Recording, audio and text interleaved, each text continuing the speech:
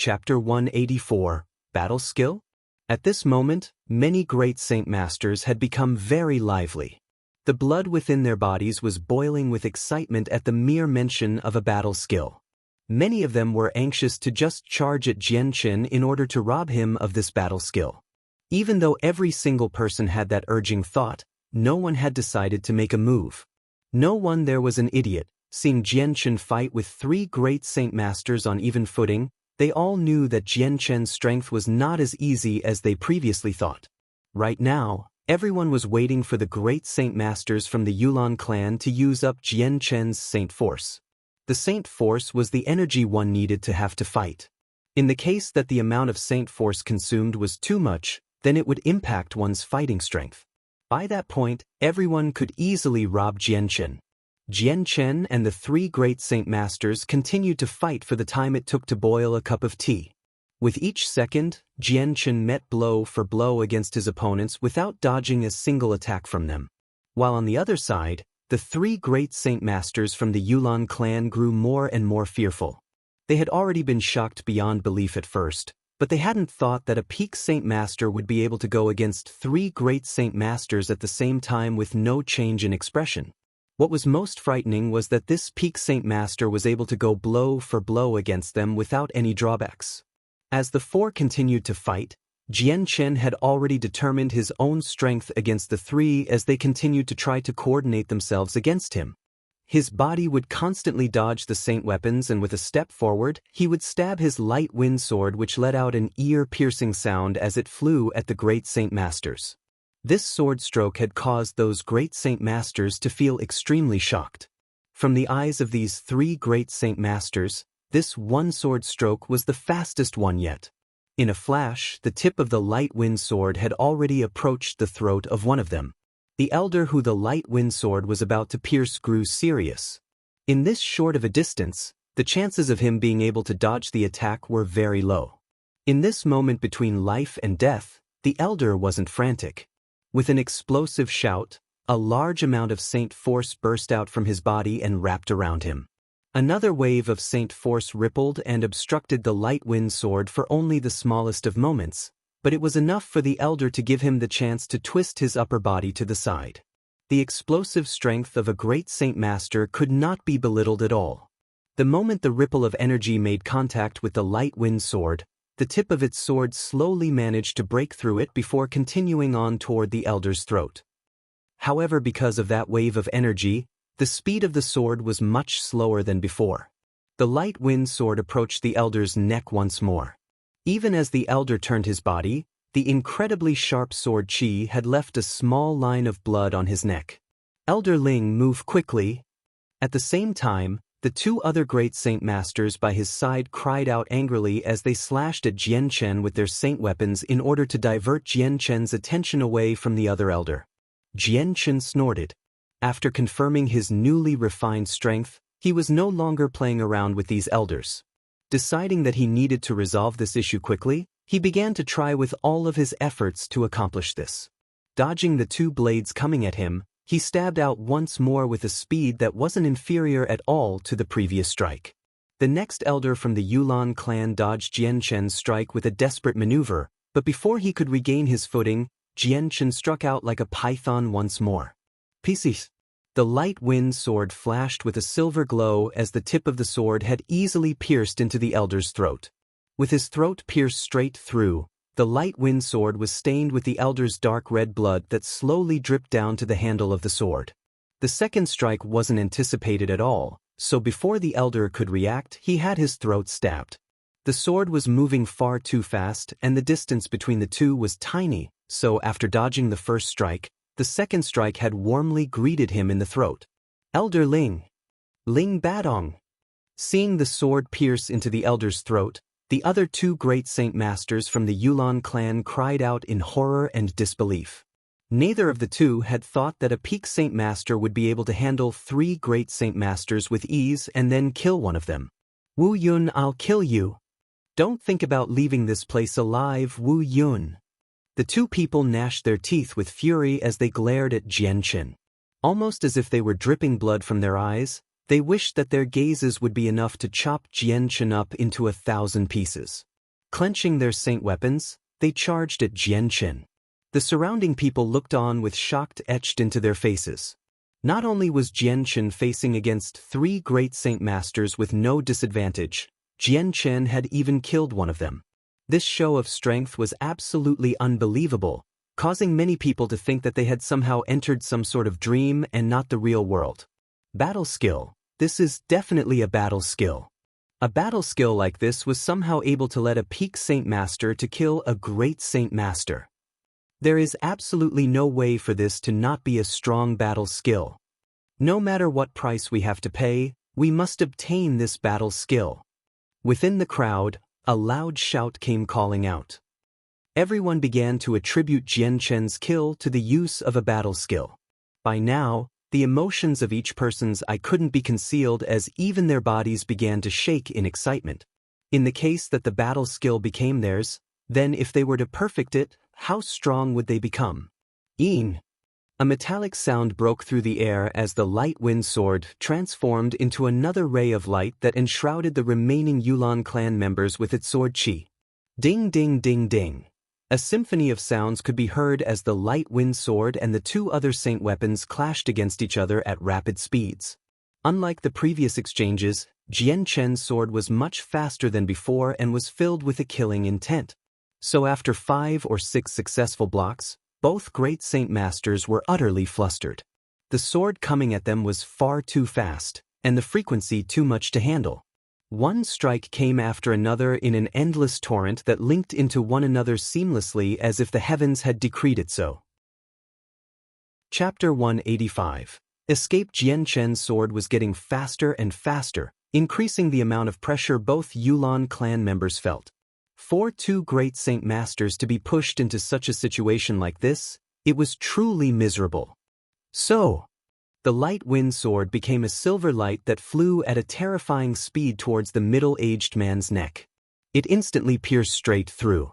In just a small moment, another great saint master had died by Jianchen's sword. The remaining great saint master was left with a shocked face. With 2 people, they had just barely managed to fight Jianchen on even ground, and had even fallen to being at a disadvantage. Now that his companion had died, based on the strength that Jianchen had displayed, he alone was definitely not an opponent for Jianchen. If he really did try to go against Jianchen by himself, he'd probably just die even faster.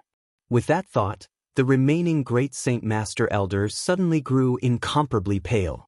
But he wasn't stupid, and before Jianchen could attack him, he cried out, "Everyone, not only does Wuyan have a class 5 monster core, but he also has a high-leveled battle skill. Any one of us alone won't be able to kill him. Rather, we'll be killed by him. If we want to obtain the class 5 monster core and the battle skill, we should quickly join hands and bring him down together." The words the elder said were solely to save his own life, but they weren't without reason either. After all, Jianchen had already fought against 3 great saint masters by himself before quickly killing 2 of them. Everyone had witnessed this with their own eyes. Charge. Together, we will take that battle skill. Wu Yun's strength is too strong. Even 2 to 3 great saint masters didn't have much chance of winning. We should take advantage of the fact that we currently have many people, and kill him first, since his power is much more powerful than any are ours. The elder's words had quickly gained approval from everyone there. Soon, 7 to 8 great saint masters pulled out their saint weapons and charged at Jianchen. Jianchen's expression changed. Although he didn't feel that going against 3 great saint masters was strenuous, there were currently a dozen clans with 2 or 3 great saint masters. If they fought together, even he wouldn't be able to handle that. Jianchen didn't have much time to think about it, since 7 to 8 great saint masters had already reached him. With a roar, their saint force enforced saint weapons simultaneously slashed at him. Although these men hadn't coordinated together much before, it was clear that these men had a strong amount of fighting experience. With each of their saint weapons, they easily blocked off Jianchen's escape routes. Jianchen's face hardened further. As he looked at the 8 great saint masters, he could feel a great amount of pressure on him. With a quick wave of his right arm, the after images of his light wind sword instantly filled the air. Ding ding ding ding.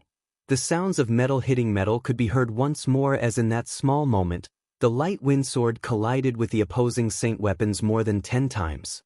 It looked like the light wind sword had blocked all the weapons, offsetting them from their original positions. Jian Chen's body swayed, and he flew at another person with his light wind sword, aiming straight at the man's throat. The man had just swung down his sword and hadn't gotten a chance to retract it. Since he had just expended energy and had yet to recover it, he wasn't able to evade the lightning-fast sword. Pieces. The light wind sword immediately bore straight through his throat. Feeling the sharp sting of pain in his throat, the middle-aged man went into shock, and he couldn't breathe. A feeling of disbelief, as well as a powerful dizziness, began to spread through his head. Death? Have I died? Has my life really ended in such a way like this? To think that I would die by the hands of a saint master. In his final moments of life, the middle-aged man was still unable to believe it.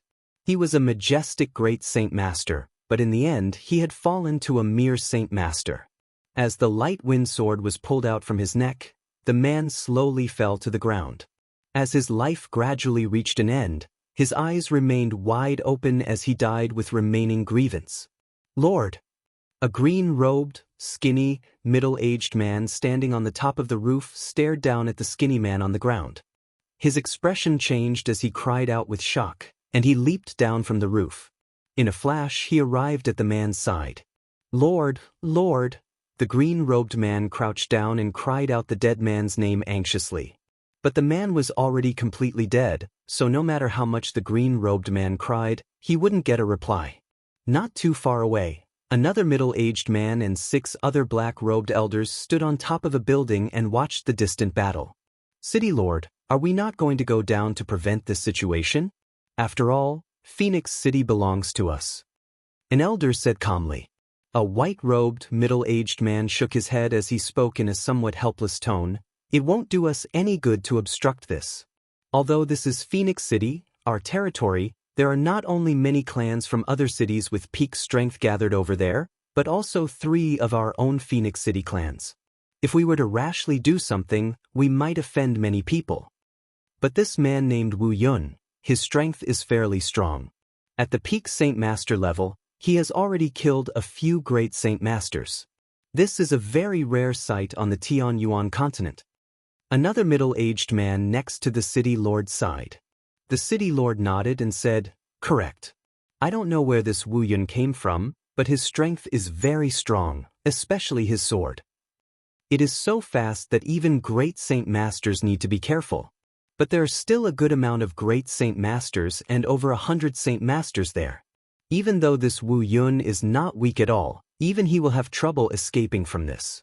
If he were to have the strength of a great Saint Master as well, then I would wager he would be able to escape from here." An elder said in a low voice. Nearby, 2 gray-robed men stood upright on top of another building as they observed the battle. The 2-man group was comprised of a middle-aged man and an elderly man. This elder was the one who had spent 100,000 purple coins to purchase the body of the Quick Cloud Beast at the auction. "Young lord, it is up to you if we should help him or not.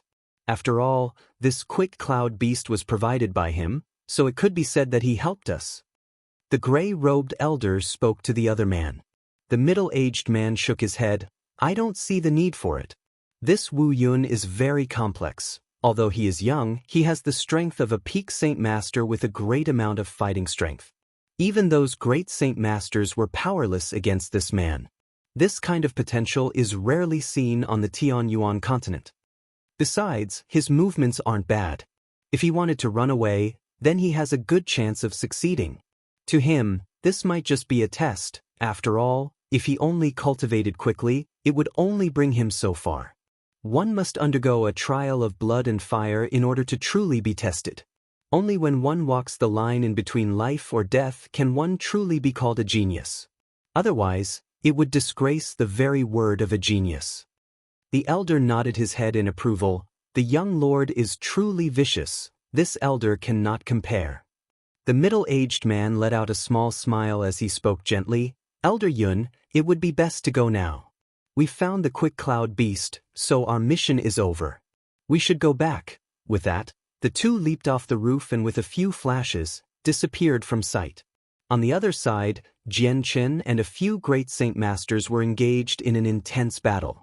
7 to 8 great Saint Masters were surrounding him, making it impossible for Jian Qin be as relaxed as he had been during his fight against the first 3 great Saint Masters. With each passing moment, Jian Qin was earning a new wound on his body. A few of the opposing great Saint Masters had small traces of blood on their throats.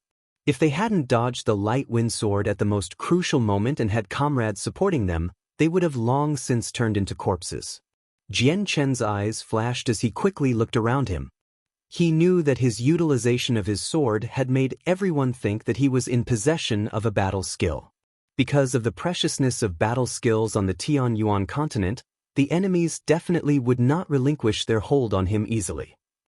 Although he had already killed a few great Saint Masters, there were still a dozen more strong clans with their own great Saint Masters.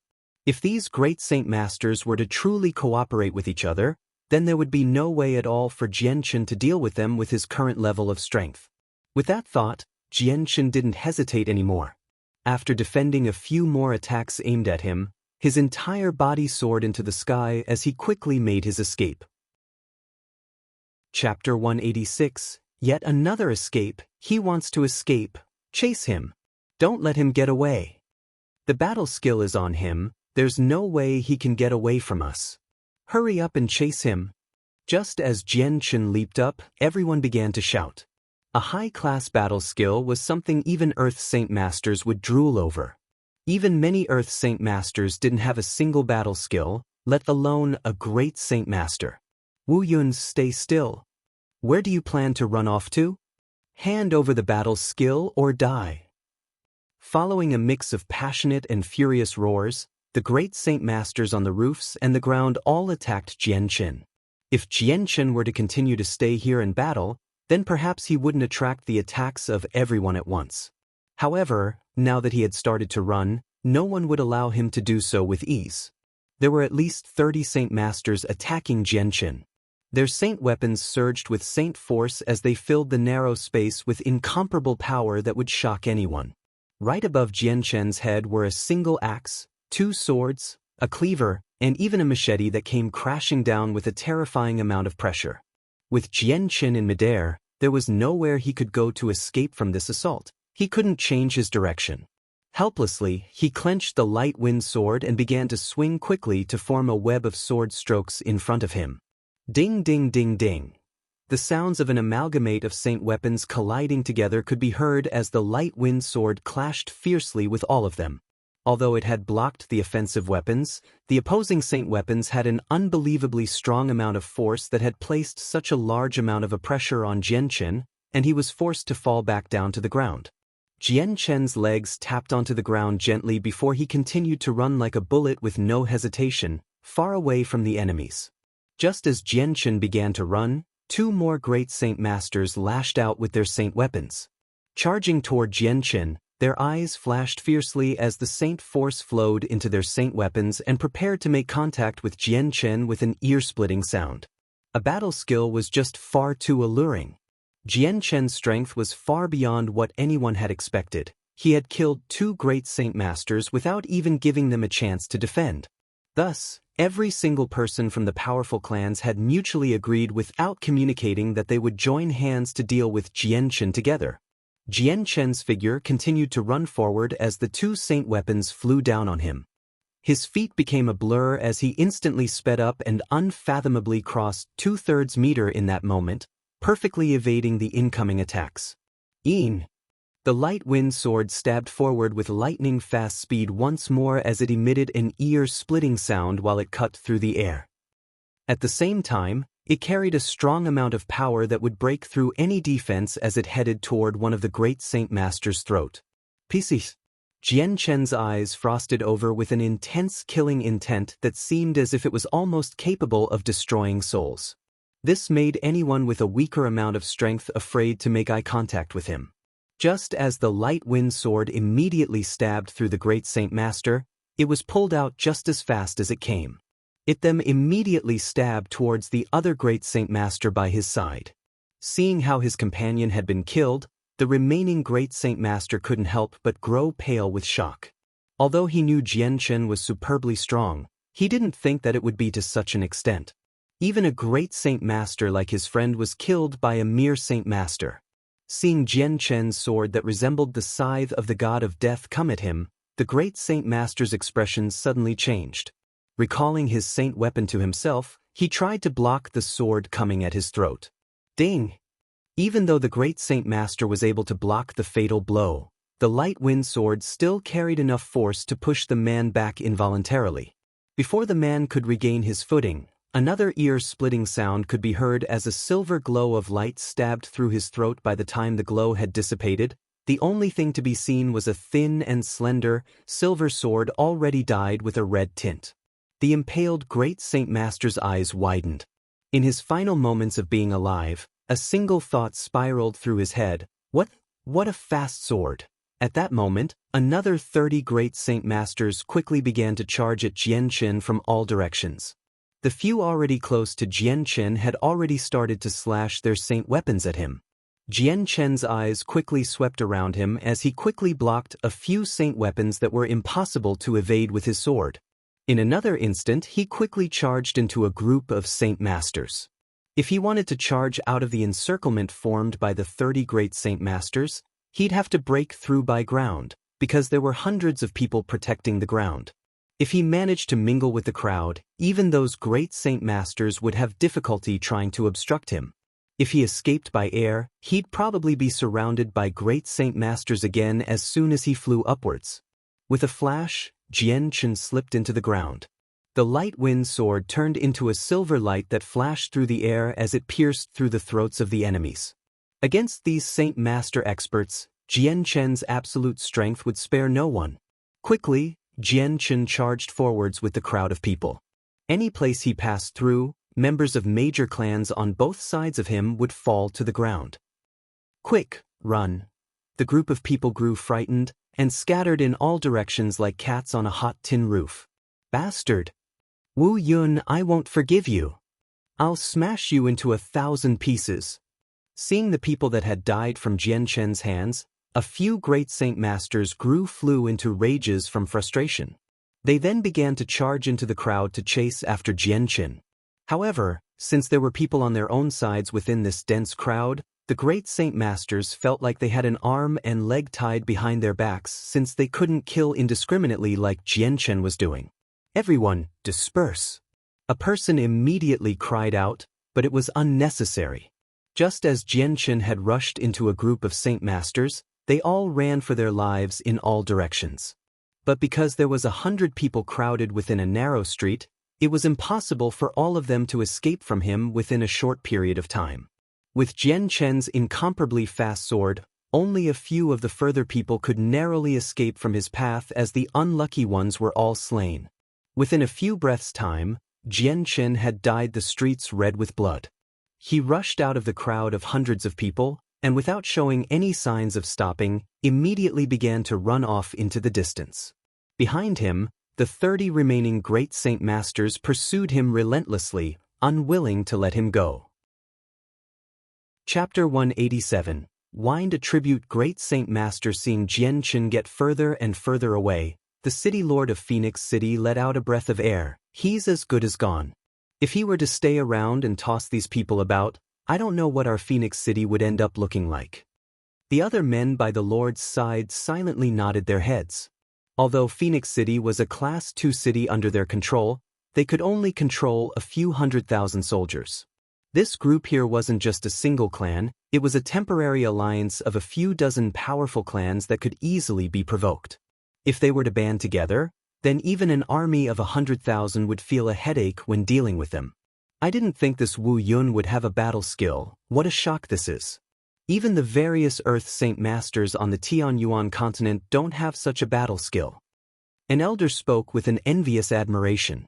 This Wu Yun has a great amount of luck. Not only did he have 2 Class 5 magical beast bodies, but he also had a battle skill. Who knows what else he may have. This Wu Yun is also very complicated. I hope that he has no major power backing him, otherwise the clans chasing him will suffer miserably. AI, every man is innocent, but envying another's treasure is a crime. The city lord let out another breath as he spoke out another command. Let every guardsman know, this group is not to be obstructed, yes. Jian Chen quickly ran through the streets toward the city gates. Phoenix City occupied a large area with many hidden places, even the number of spies was great. To stay behind in Phoenix City would not be a wise decision, and so the only remaining solution was to escape from the city and run into the countryside. Therefore Jian Chen would need to continue to run for a little longer. The various wounds on Jian Chen's body continued to bleed and stained his clothes red.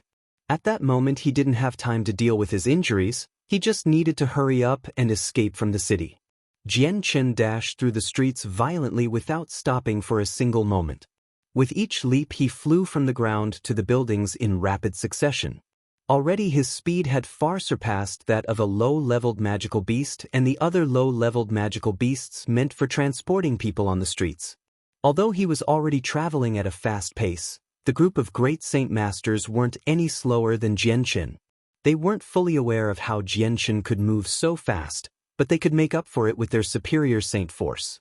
Wu Yun, you cannot escape. If you don't wish to die, then stop and wait for us obediently.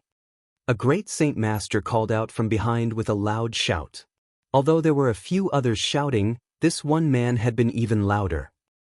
His voice could easily shatter the eardrums of anyone with sensitive hearing that was in close proximity to him.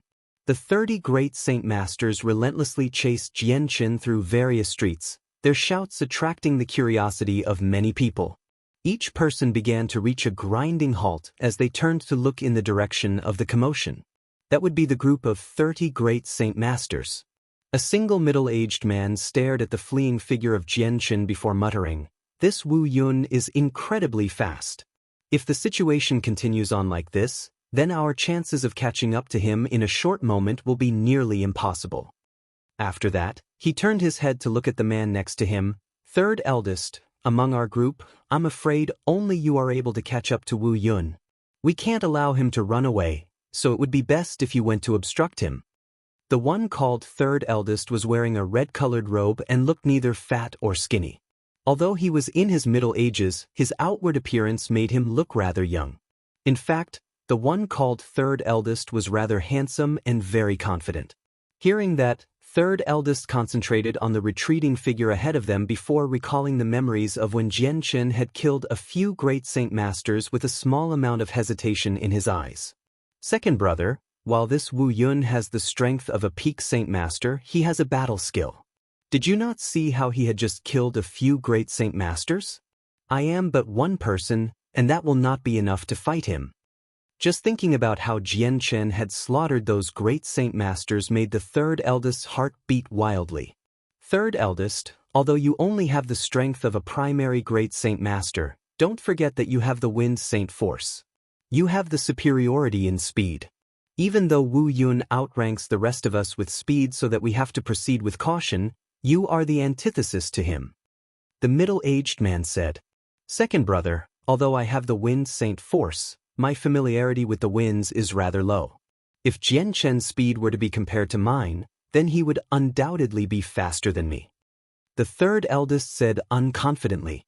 The middle-aged man let out a sigh. His third eldest was extremely afraid of dying, so he spoke unhappily, "Third eldest, can you not see how so many of us are chasing this Wu Yun? All you need to do is to distract him for some time. If Wu Yun gets trapped by us once more, then he will find it difficult to escape. Then, after we finish, you will be the first one to take Wu Yun's space belt and then you will make your escape. With your speed combined with your total strength, no one here will be able to catch up to you." Even with those words, the third eldest still hesitated for some time before replying, "Fine then.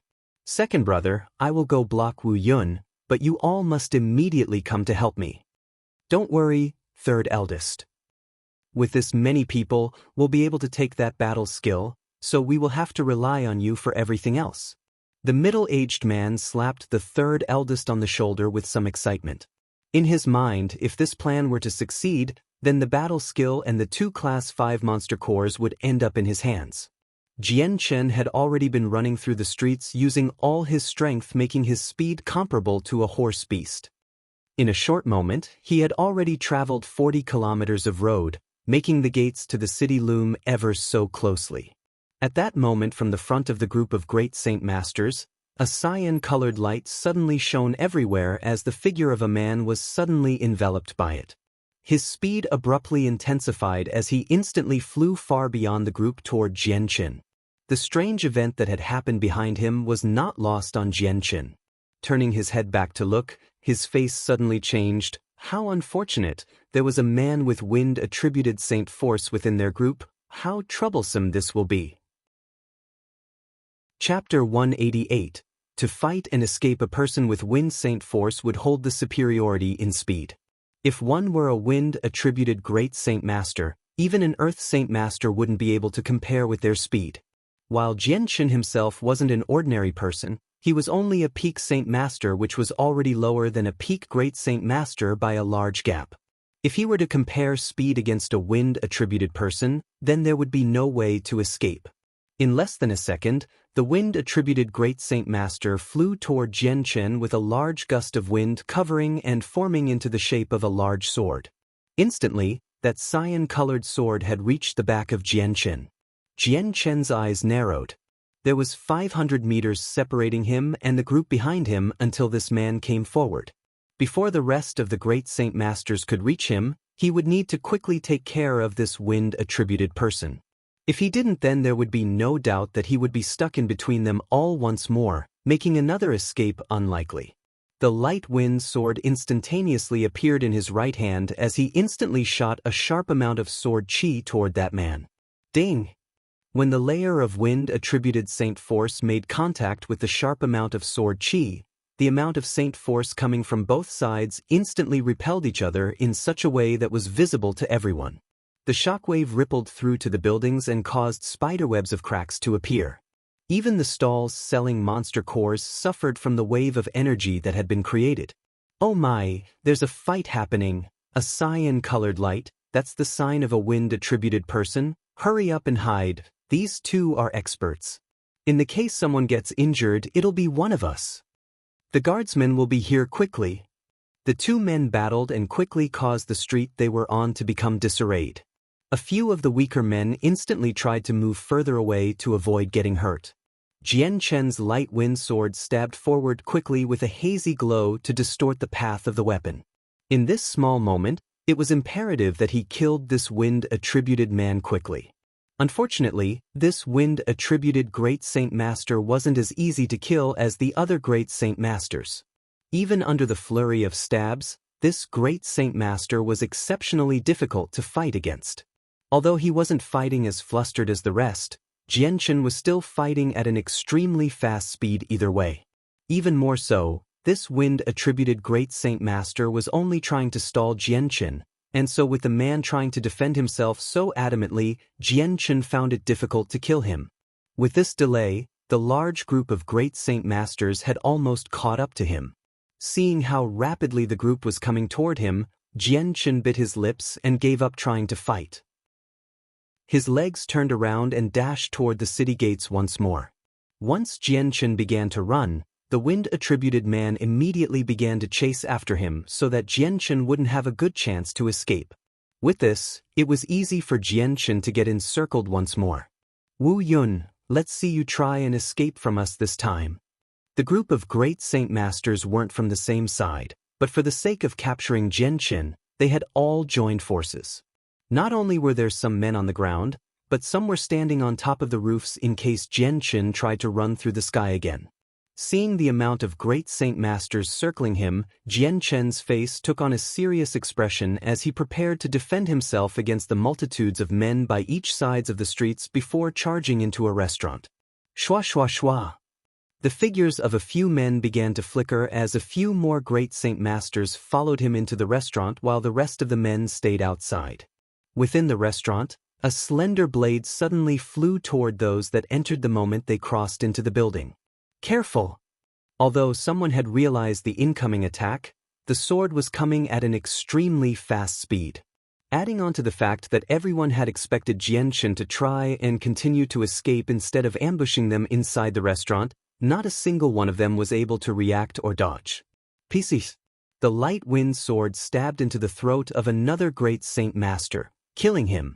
Then, Jianchen pulled out the sword and immediately began to battle with the others once more. Bang, bang, bang. The tables within the restaurant were knocked around and became extremely damaged.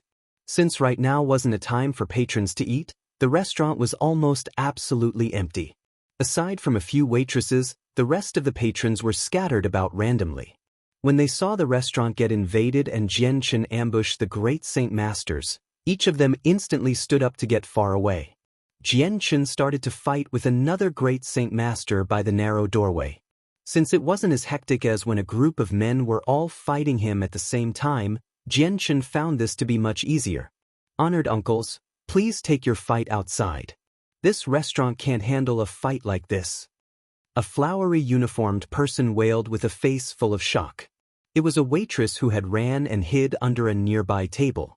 Boom bang.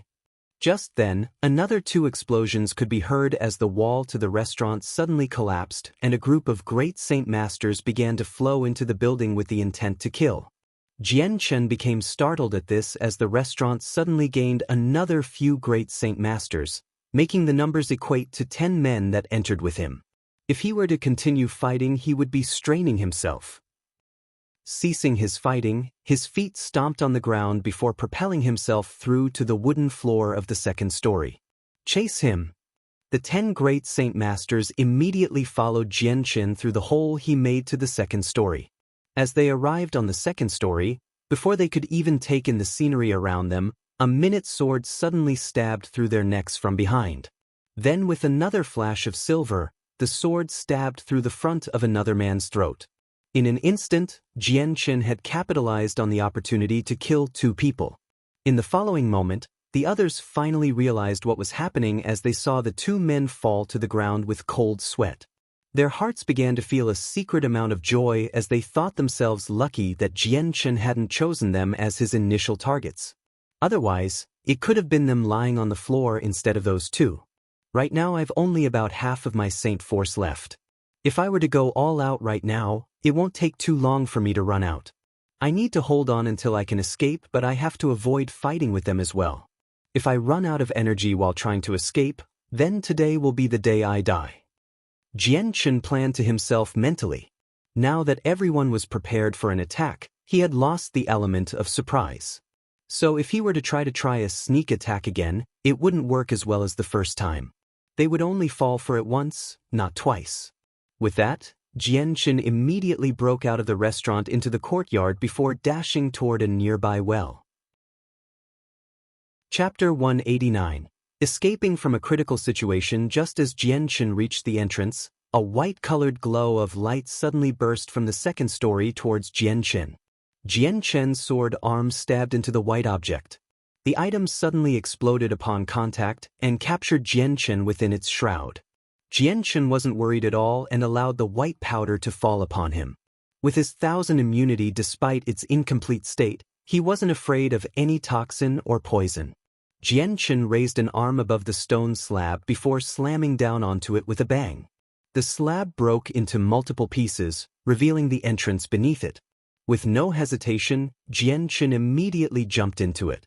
Within the courtyard of the restaurant, more men began to arrive from every direction as they gathered at one spot, totaling 27 men.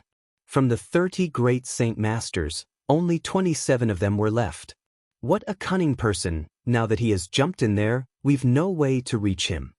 Staring at the opening, an elder spoke out with an ugly expression. All of the wells within Phoenix City are interconnected. Every single one of these wells all lead to an underground cavern which stores water where he could escape into any direction he wanted to.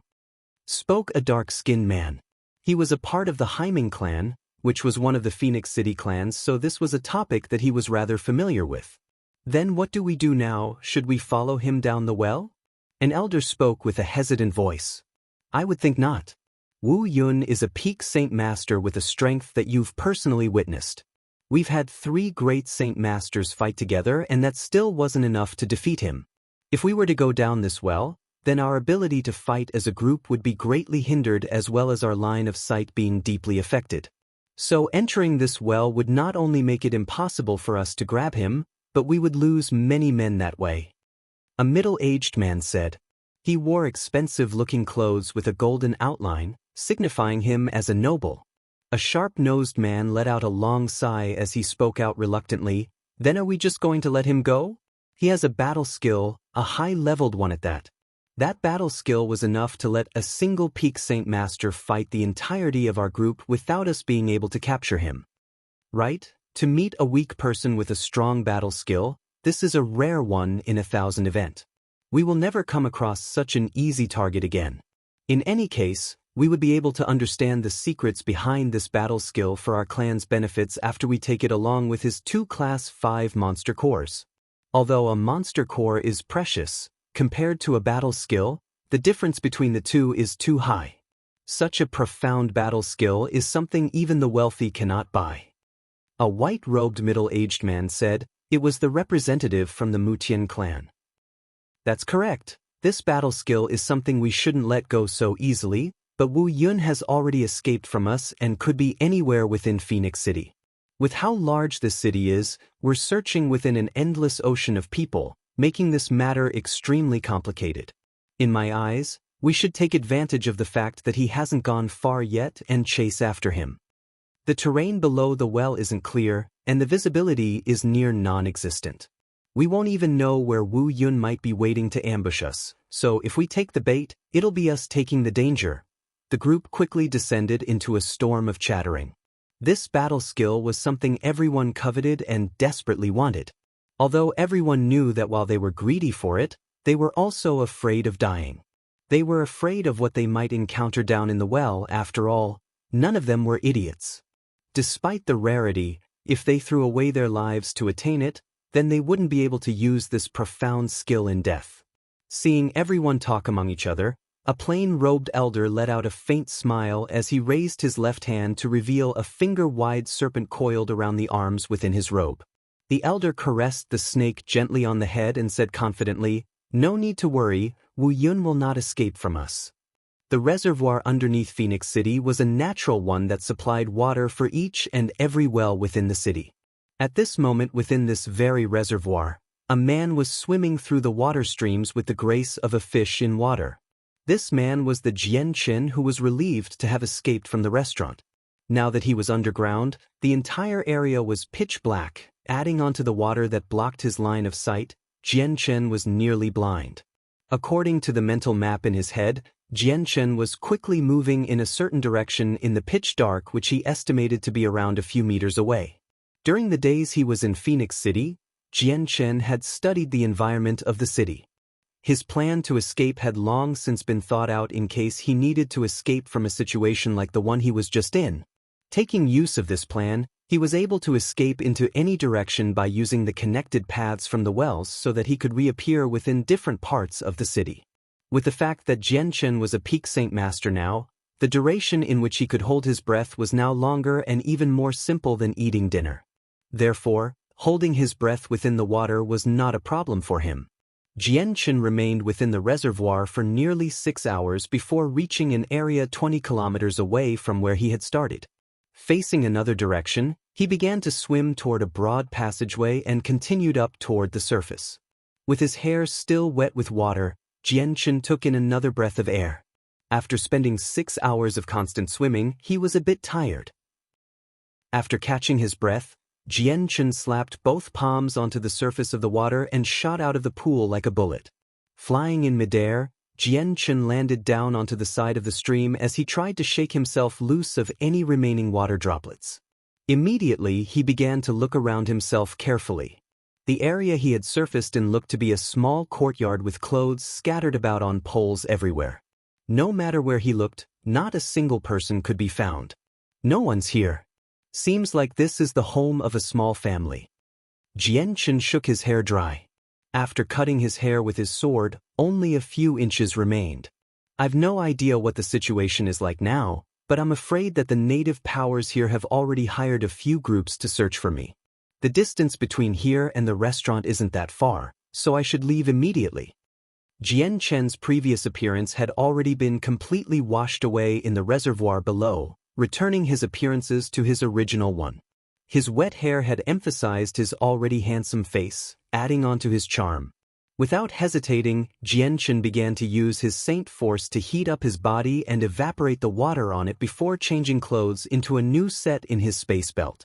There was no time to clean his wounds other than to wrap them in some bandages. This was the home of someone else after all. There was no telling when the lord of the house would come back. If that lord were to discover a stranger in the back of his home, it would certainly bring a lot of trouble to him. To avoid such a situation, it would be best to leave immediately. After all the preparations were made and making sure no one was around, Jianchen left the area and entered a small alleyway. From there, he entered a crowded street and figured out where he was geographically before heading toward the city gates. His current appearance wasn't that of Wu Yun, so Jianchen wasn't worried at all that he would be caught. Chapter 190, 100-Mile Tracing Powder. I've heard there was a fight right outside the Heavenly Phoenix auction house. Who would ever be so outrageous to do this, I do not know, but they must be impatient to die. If they were to be caught by the guardsmen, then the penalty would be severe. That's right, I've heard that as well. It seems like there was a group of people attacking a single person. What do you guys know? I was actually there when it happened, let me tell you.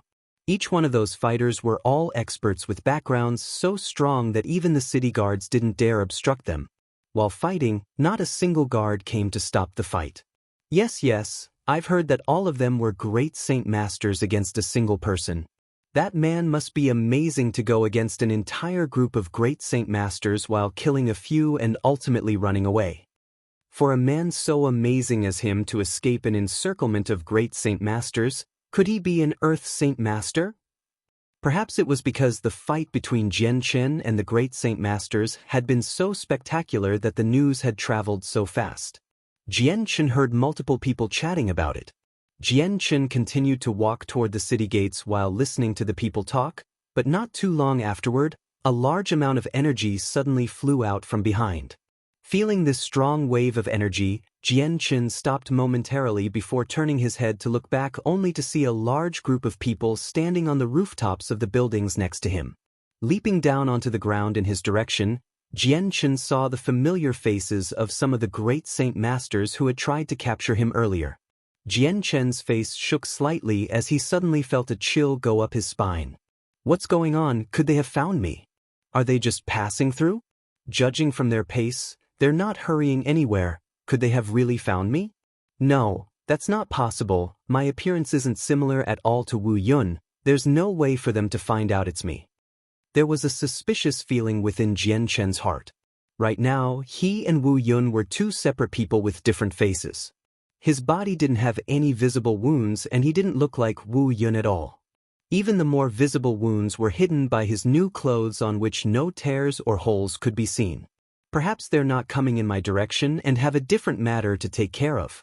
Despite this situation, as long as I don't look frantic or suddenly start to run, I won't be found out. Jianchen thought to himself. Trying to force himself into a calm state, he slowly began to walk toward the city gates once more, but his pace was just marginally faster than when he was originally walking. It was with great difficulty that he had escaped from the great Saint Masters, so he didn't wish to be caught again. In this brief moment, Jianchen didn't waver for a single step and continued forward with a confident face. He wasn't Wu Yun anymore, he was Jianchen. Quickly, the great Saint Masters vaulted over the buildings in the direction of Jianchen without slowing down in the slightest. At this, Jianchen's heart leapt to his throat, but these men fortunately didn't see his visible reaction. Suddenly, the moment an elder passed by Jianchen, his face changed expressions abruptly as he turned his head to look at Jianchen from within the crowd. "I've found him, he's over here, surround him quickly." Before he could even finish talking, another group of men suddenly fell down around Jianchen within 5 meters in tight vigilance. Even though their opponent was merely a peak Saint Master, this great Saint Master elder didn't dare to belittle him after personally witnessing how Jianchen had killed many great Saint Masters. The other great Saint Masters ahead of the elder immediately turned around and ran toward him to get into position, quickly surrounding Jianchen. This sudden development stunned Jianchen. His face darkened as he slowly cupped together his hands with a faint smile. "Fellow brothers, this one asks what meaning this is. Jian Chen's heart didn't think that his identity would have been found out so quickly, as he was extremely confident in his ability to disguise himself. His new appearance was no longer the 40-year-old man and was completely different from the one he had used for Wu Yun. Even his hair had been meticulously trimmed so that it wasn't similar at all to Wu Yun. The 20 great Saint Masters looked at the clearly 20-year-old Jian Chen's appearance with some doubt. "Elder He Mu, isn't this the wrong person?" A white-robed middle-aged man said. "That's right, Elder He Mu, you must have found the wrong person. How is this Wu Yun?" Another white-robed man spoke. His voice was muffled as he was filled with doubt. The one called Elder He Mu stared at Jian Chen firmly with some doubt in his own eye. Secretly, he thought to himself, "Could I have found the wrong person?" As this thought flashed through his head, a small slender-looking snake suddenly came out from the elder's robes. With its head held high, it began to spit out venom toward Jian Chen. At this, Elder He Mu looked surprised as he cried out at disbelief from seeing the reaction of his snake to a 20-year-old youth. "You are Wu Yun." Upon this shout, the other great Saint Masters each had a look of shock and disbelief as they tried to make the connection between Jian Chen and Wu Yun. "Elder He Mu, are you sure you didn't find the wrong person?" A red-robed elder tried to confirm. Elder He Mu didn't bother to answer the other elder and instead looked at Jian Chen with a sneer. "Wu Yun, this change in your appearance is truly massive. To a point that not a single one of us could recognize you, but no matter how much you change your appearance, you cannot escape my spirit snake's sense of smell." Jian Chen's face grew serious as he listened to the elder. The opposing side clearly had some secret method to identify him, so he wasn't able to avoid suspicion now. Hearing the confident Elder He Mu, the 20 great Saint Masters all felt extremely astonished, but they didn't delay any longer and took out their saint weapons while waiting for Jian Chen to make a move. Jian Chen looked around himself before asking Elder He Mu, "What did you use to find me?" Elder He Mu looked proud as he spoke. "There's no harm in telling you. When you first fought with us at the restaurant, I sprayed you with a special type of medicinal powder. With this spirit snake, it can easily detect that smell within 1,000 meters, so tracking you was easy." Jian Chen then realized his mistake. "Even after dropping into the water, I was unable to wash off this powder? You belittle my special 100-mile tracing powder. My special 100-mile tracing powder isn't something a little amount of water could easily wash away. If one does not use the special drug to bathe in beforehand, then it'll take a week for the powder to lose effect." Elder He Mu bragged. Chapter 191. No survivors, so it was like that. Jian Chen's expression grew dark as he listened to Elder He Mu. According to what Elder He Mu said, since his body had been sprayed with the 1,000-meter tracing powder, as long as he was within 100 miles of this Elder He Mu, it would be impossible for him to run away. With this, Jian Chen's eye gained a killing glow as he didn't spare any more time to talk. The light wind sword appeared in his right hand as he suddenly flew toward the elder to stab him. The elder had a grin on his face as he watched Jian Chen's sudden movement. He had long anticipated this explosive start and immediately revealed a meter-long scepter in his hand to block Jian Chen's sword. "Everyone forward. Be careful this time and don't let him get away again." Just as Jian Chen started to move, the other 20 great Saint Masters simultaneously bolted into action as they jumped at Jian Chen with their saint weapons ready to strike. The light wind sword exploded with sword chi as it enhanced the sharpness of the blade and enshrouded it in a hazy glow of light that masked its position. Next, the light wind sword disappeared in a flurry of shadows as a series of sword trials began to throw out sword chi everywhere. Bang, bang, bang, bang. The sounds of metal clashing could be heard as the amount of sword chi from Jian Chen's sword spread over the earth and kicked up a cloud of dust. From the 20 great Saint Masters that moved at him, 8 of them waved their saint weapons in an effort to slash through the cloud of dust. The other 12 carefully readied their weapons in case Jian Chen ran away again. Just as the 8 great saint weapons cut through the cloud of dust, suddenly, a silver glow of light came from within at an incredibly fast speed. It almost seemed as if it were flying. By itself, it flew around the 8 men before disappearing from sight, leaving behind a small trace of blood on each their necks. At the same time, the 8 great Saint Masters suddenly grew stiff. The red line grew darker on their necks before all of a sudden a fountain of blood splurted out from their necks and they collapsed to the ground. The silver glow of light disappeared back within the dust cloud as Jianchen ignored those great Saint Masters and ran straight for Elder Himu. Een! The light wind sword carried a strong amount of sword chi that whistled while moving through the air. The tip of the sword emitted a strange sound as it stabbed toward Elder Himu.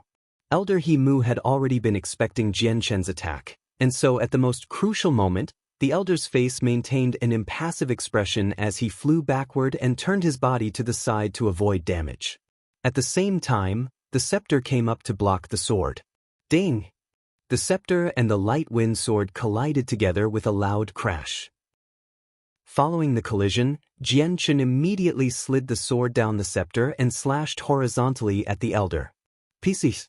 The sharp tip of the light wind sword swiped against Himu's throat.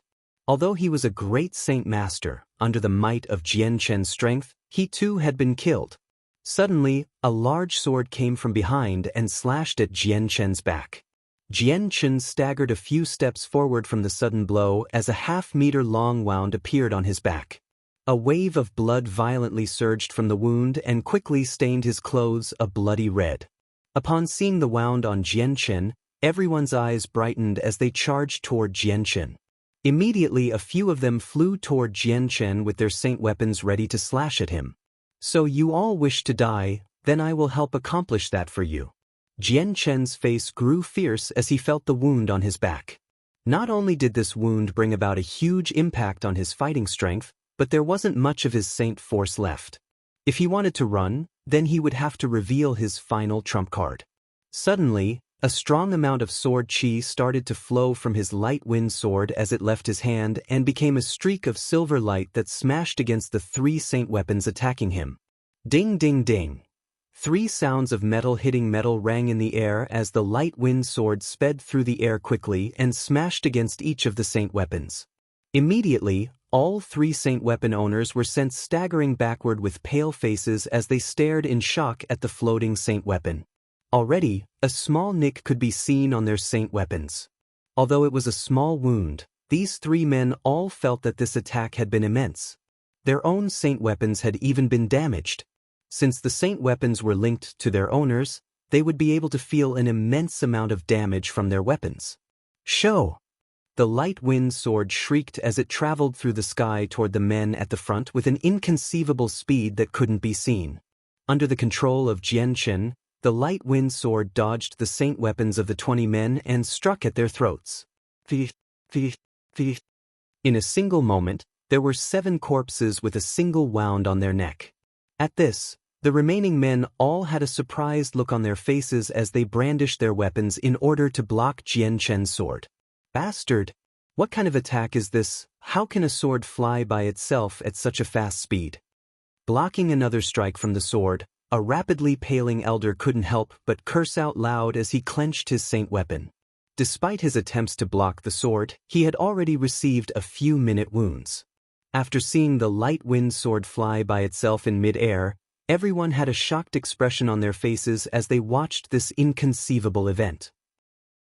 Against Jianchen's spirit sword, the other great saint masters didn't even have enough time to breathe before a few of them had quickly died.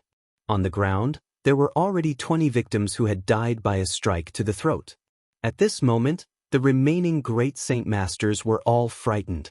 Without any more care, they all began to quickly escape from Jianchen at full speed.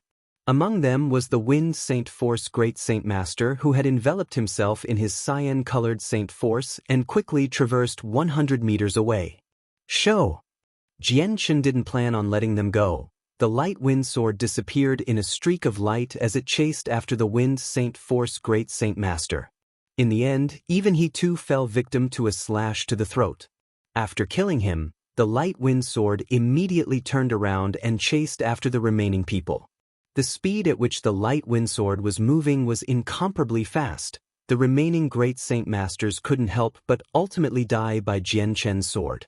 Of the 30 great saint masters, not a single one remained. Chapter 192, Meeting another strong enemy. The corpses of 20 great saint masters lay strewn across the ground, their blood dyeing the streets crimson. The surrounding people stared with wide eyes at the dim-eyed corpses and the bloody Jianchen with shock. No one had expected to come across such a fight. Many of these observers were regular commoners, but they could easily tell that these 20 corpses used to be great Saint Masters. When these 20 great Saint Masters gathered, their unbelievable might had swept across Phoenix City.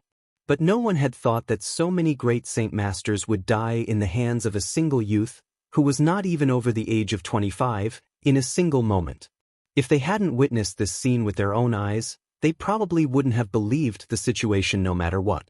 But despite what they had seen, many of them still couldn't believe it and thought it to be an illusion rather than reality. The scene was just that hard to believe. Jianchen's eyes slowly wandered to the 20 bodies on the ground, his breathing still erratic. After so many battles in such a short amount of time, his saint force had taken a huge loss, causing him to feel exhausted. Jianchen knew that staying here wasn't wise. The Class 5 magical beast had attracted many people to Phoenix City and made the situation very chaotic. Although there were some people with decent strength on the surface, Jianchen was more afraid that some mercenary groups and strong wayfarers target him from the dark. After all, Jianchen was heavily injured and was no longer in his peak state. In addition to the enticing allure of a Class 5 monster core and a battle skill, this chance could tempt anyone. Now that he had finished this test and killed multiple great Saint Masters with his spirit sword, his spirit had been greatly diminished to his current state. Right now, Phoenix City was even more dangerous than the countryside. Then, Jianchen's eyes accidentally landed on the great Saint Master's space belts, and his eyes lit up. Immediately using the light wind sword to pick at the space belts, he quickly collected all of them from the corpses, but what made him happier was that while taking the space belts, he had discovered 3 space rings. It was not an exaggeration to say that space rings were even more precious and useful than space belts. Space rings in the Tianyuan continent were symbols of status and strength, unlike space belts. No matter how extravagant the space belt was, space belts were of an inferior grade and were incomparably weaker than a space ring. After the 20 space belts and the 3 space rings were collected, Jianchen didn't waste any time on the remaining people still watching him and immediately left the area. Seeing Jianchen come toward them, the observers immediately awoke from their stupor and scrambled to get out of the way for Jianchen to pass through. The light wind sword in Jianchen's hand was still dripping with blood as he strode out of the crowd. His presence was so terrifying that anyone within his vicinity hurriedly scrambled away as far as possible. Despite Jianchen's young appearance, nobody dared to underestimate him. It was only when Jianchen arrived at a Class 1 magical beast mount that he stopped. Taking out a few purple coins, he handed it to the owner and spoke coldly, "Sell me your mount." Without even waiting for a response, he immediately jumped onto the magical beast and pulled at the reins, heading full speed toward the city gates. The owner of the Class 1 magical beast mount was only a Saint Master, but he had witnessed Jianchen killing the 20 great Saint Masters. So when Jianchen spoke rudely to him, he didn't dare speak arrogantly back. Even if Jianchen hadn't paid him the amount a Class 1 magical beast was worth, the man wouldn't have dared to complain. Sitting on top of the mount, Jianchen flew over the roads with a blinding speed that quickly took him to the base of the city gates. Jianchen fortunately hadn't come across any obstructions along the way. Although there were many powerful clans within Phoenix City, there were also many strong mercenary groups and solo mercenaries that would want in on the items that Jianchen possessed. A Class 5 monster core and a battle skill were treasures that were far too tempting to be ignored. However, after realizing that 30 great Saint Masters had met their deaths at the hands of this person, they felt as if a bucket of cold water had been dumped on their heads, and they immediately renounced their plans to fight him.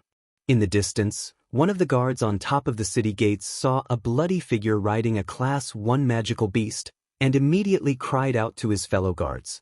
The city gates began to creak open to allow Jianchen to exit, as they had already received orders from the city lord to do so. Within the heart of the city, the Lord of Phoenix City hoped that Jianchen would be able to safely depart from the city. If Jianchen were to stay here, he would ultimately attract the attention of many powerful clans that the city lord desperately didn't wish to offend. Seeing the city gates open, Jian Chen continued at his usual speed before finally rushing through the gates to the shock of everyone watching. The moment he left the city gates, Jian Chen let out a breath of air in relief. To him, the countryside was much safer, as he wouldn't come across a near infinite amount of harassment. Excluding the powers from Phoenix City, who knew how strong those from the countryside would be? Whether or not there was a high-leveled Earth Saint Master hiding in wait, after killing all those great Saint Masters, the powers he had offended would definitely not take this lying down. To stay in Phoenix City would mean to face off against a multitude of troubles. Sire Wu Yun has an amazing talent, and you're strong despite being so young. This must be the power of that battle skill. Despite Jian Chen's fast movements, an elderly voice could be heard speaking to Jian Chen from close by. Hearing that, Jian Chen's face paled as he turned his head to look behind. A figure was rapidly approaching him from 5 kilometers away at a speed much faster than Jian Chen's. Damn it! Jian Chen's face grew even paler as he realized that judging from the man's speed, his strength was probably much stronger than that of a great Saint Master. Chapter 193, Confrontation with an Earth Saint Master. Sire, could it be that you are after my 2 Class 5 monster cores as well? Jian Chen's voice loudly echoed through the plains. While a Class 5 monster core is truly precious, I have no interest in it. Wu Yun, I desire your battle skill. Give it to me, and I won't trouble you anymore. The elder called back to him from behind. His voice was loud and clear. In just the time it took to take 2 deep breaths, the elderly man, who was 5 kilometers behind Jian Chen, was now 4 kilometers behind him. Seeing the elder's terrifyingly fast speed, Jian Chen's face grew serious as he threw away his hesitation. He leapt off of his mount and began to run. Although this would use his saint force even faster, riding a magical beast was much slower than running. If he were to continue to ride the magical beast, then this elder would catch up to him eventually. Jian Chen continued to run at full speed despite feeling the intense burn of the wound on his back from earlier. As his heart twinged in pain, his muscles also throbbed, causing his face to grow even paler. On his forehead, droplets of sweat began to form. If it were just a simple slash on his back, Jian Chen wouldn't feel so anguished. However, now that his body was moving so violently, the wound on his back was constantly being forced to tear and stretch, causing wave after wave of pain to test his nerves. Jian Chen couldn't help but feel the pain from his back wounds as he ran forward as fast as possible. Although he hadn't fought with this elder yet, he had a feeling that this man would be unprecedentedly dangerous. The elder behind him was undoubtedly strong beyond belief.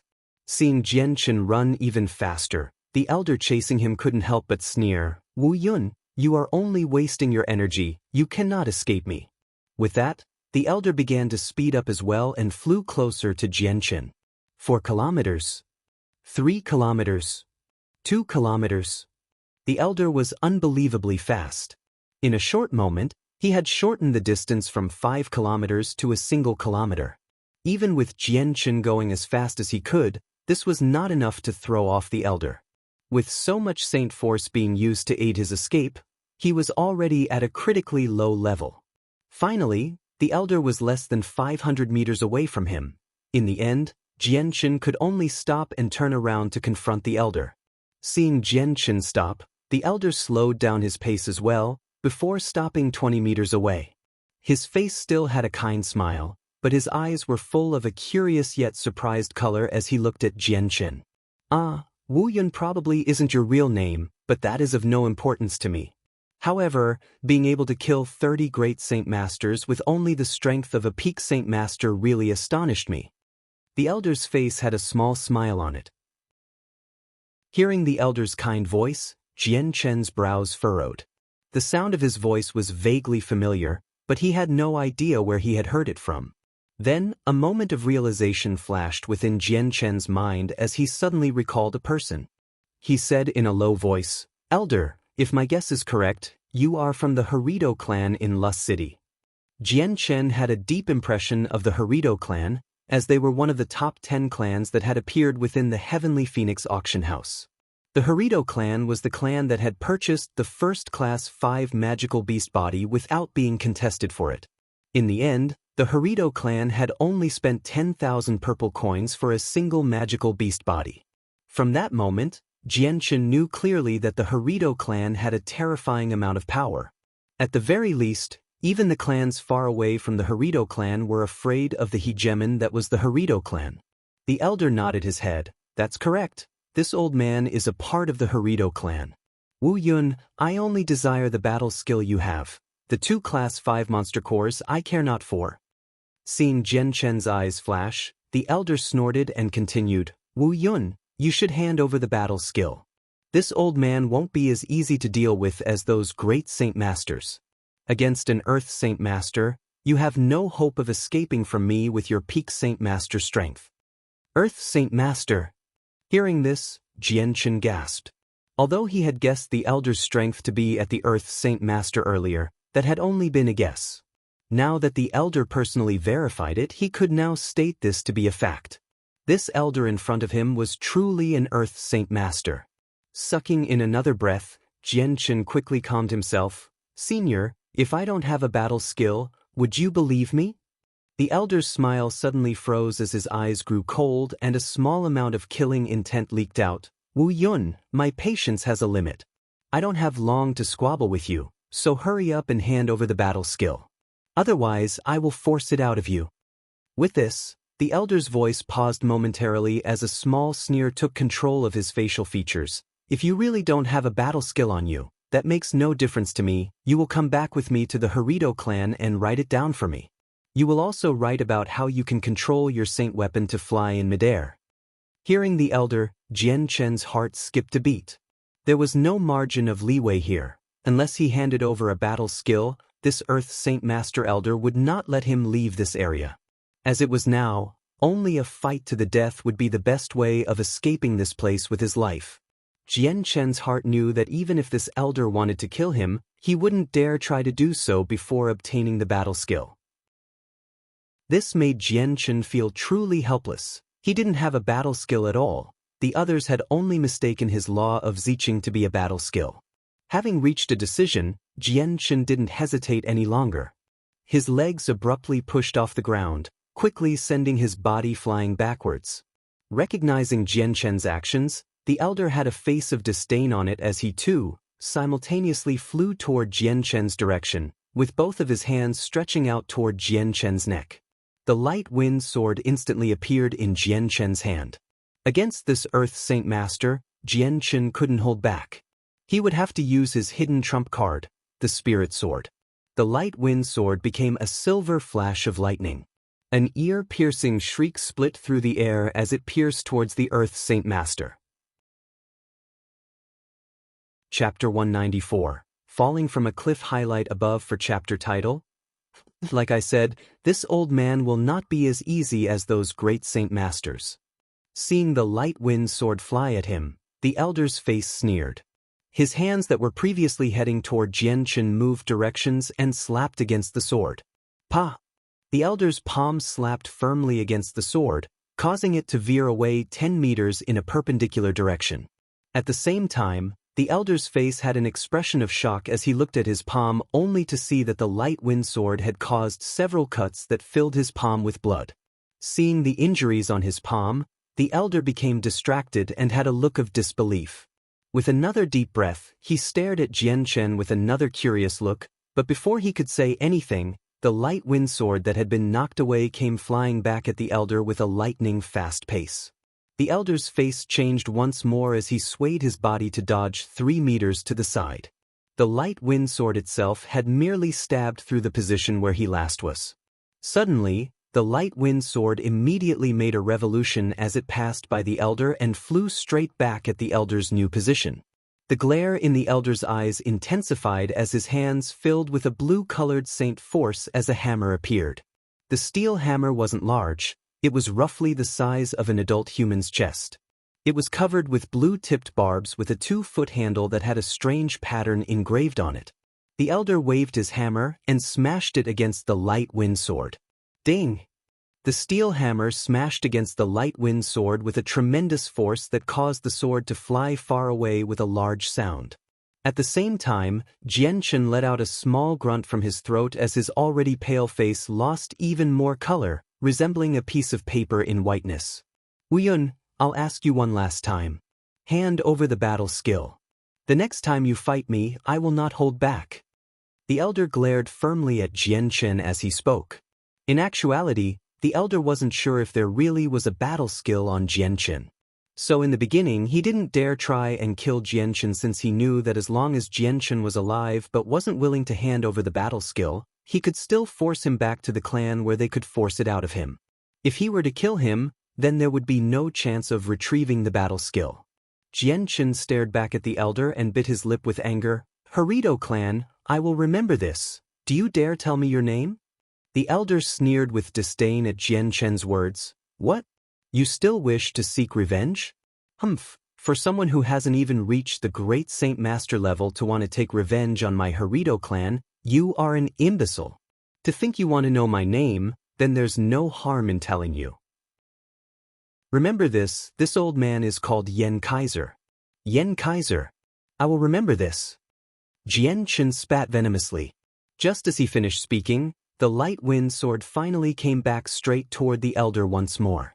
Seeing that Jianchen had no plans to hand over the battle skill, the glow in the elder's eyes grew cold as he finally lost his final shred of patience. The hammer in his hands exploded with a blue-colored saint force as he brought it down onto the light wind sword to smash it. Just as the light wind sword and the steel hammer were about to make contact, the light wind sword's trajectory suddenly made an inconceivable turn, almost as if it was a python. Avoiding the hammer, the light wind sword flew straight toward the elder's throat. At the same time, Jianchen flew forward like a bullet shot out of a rifle as he continued to run away. An insignificant achievement. The elder sneered as he brought the hammer back to block the light wind sword. He brought his entire body to the side half a meter and allowed himself to dodge the sword.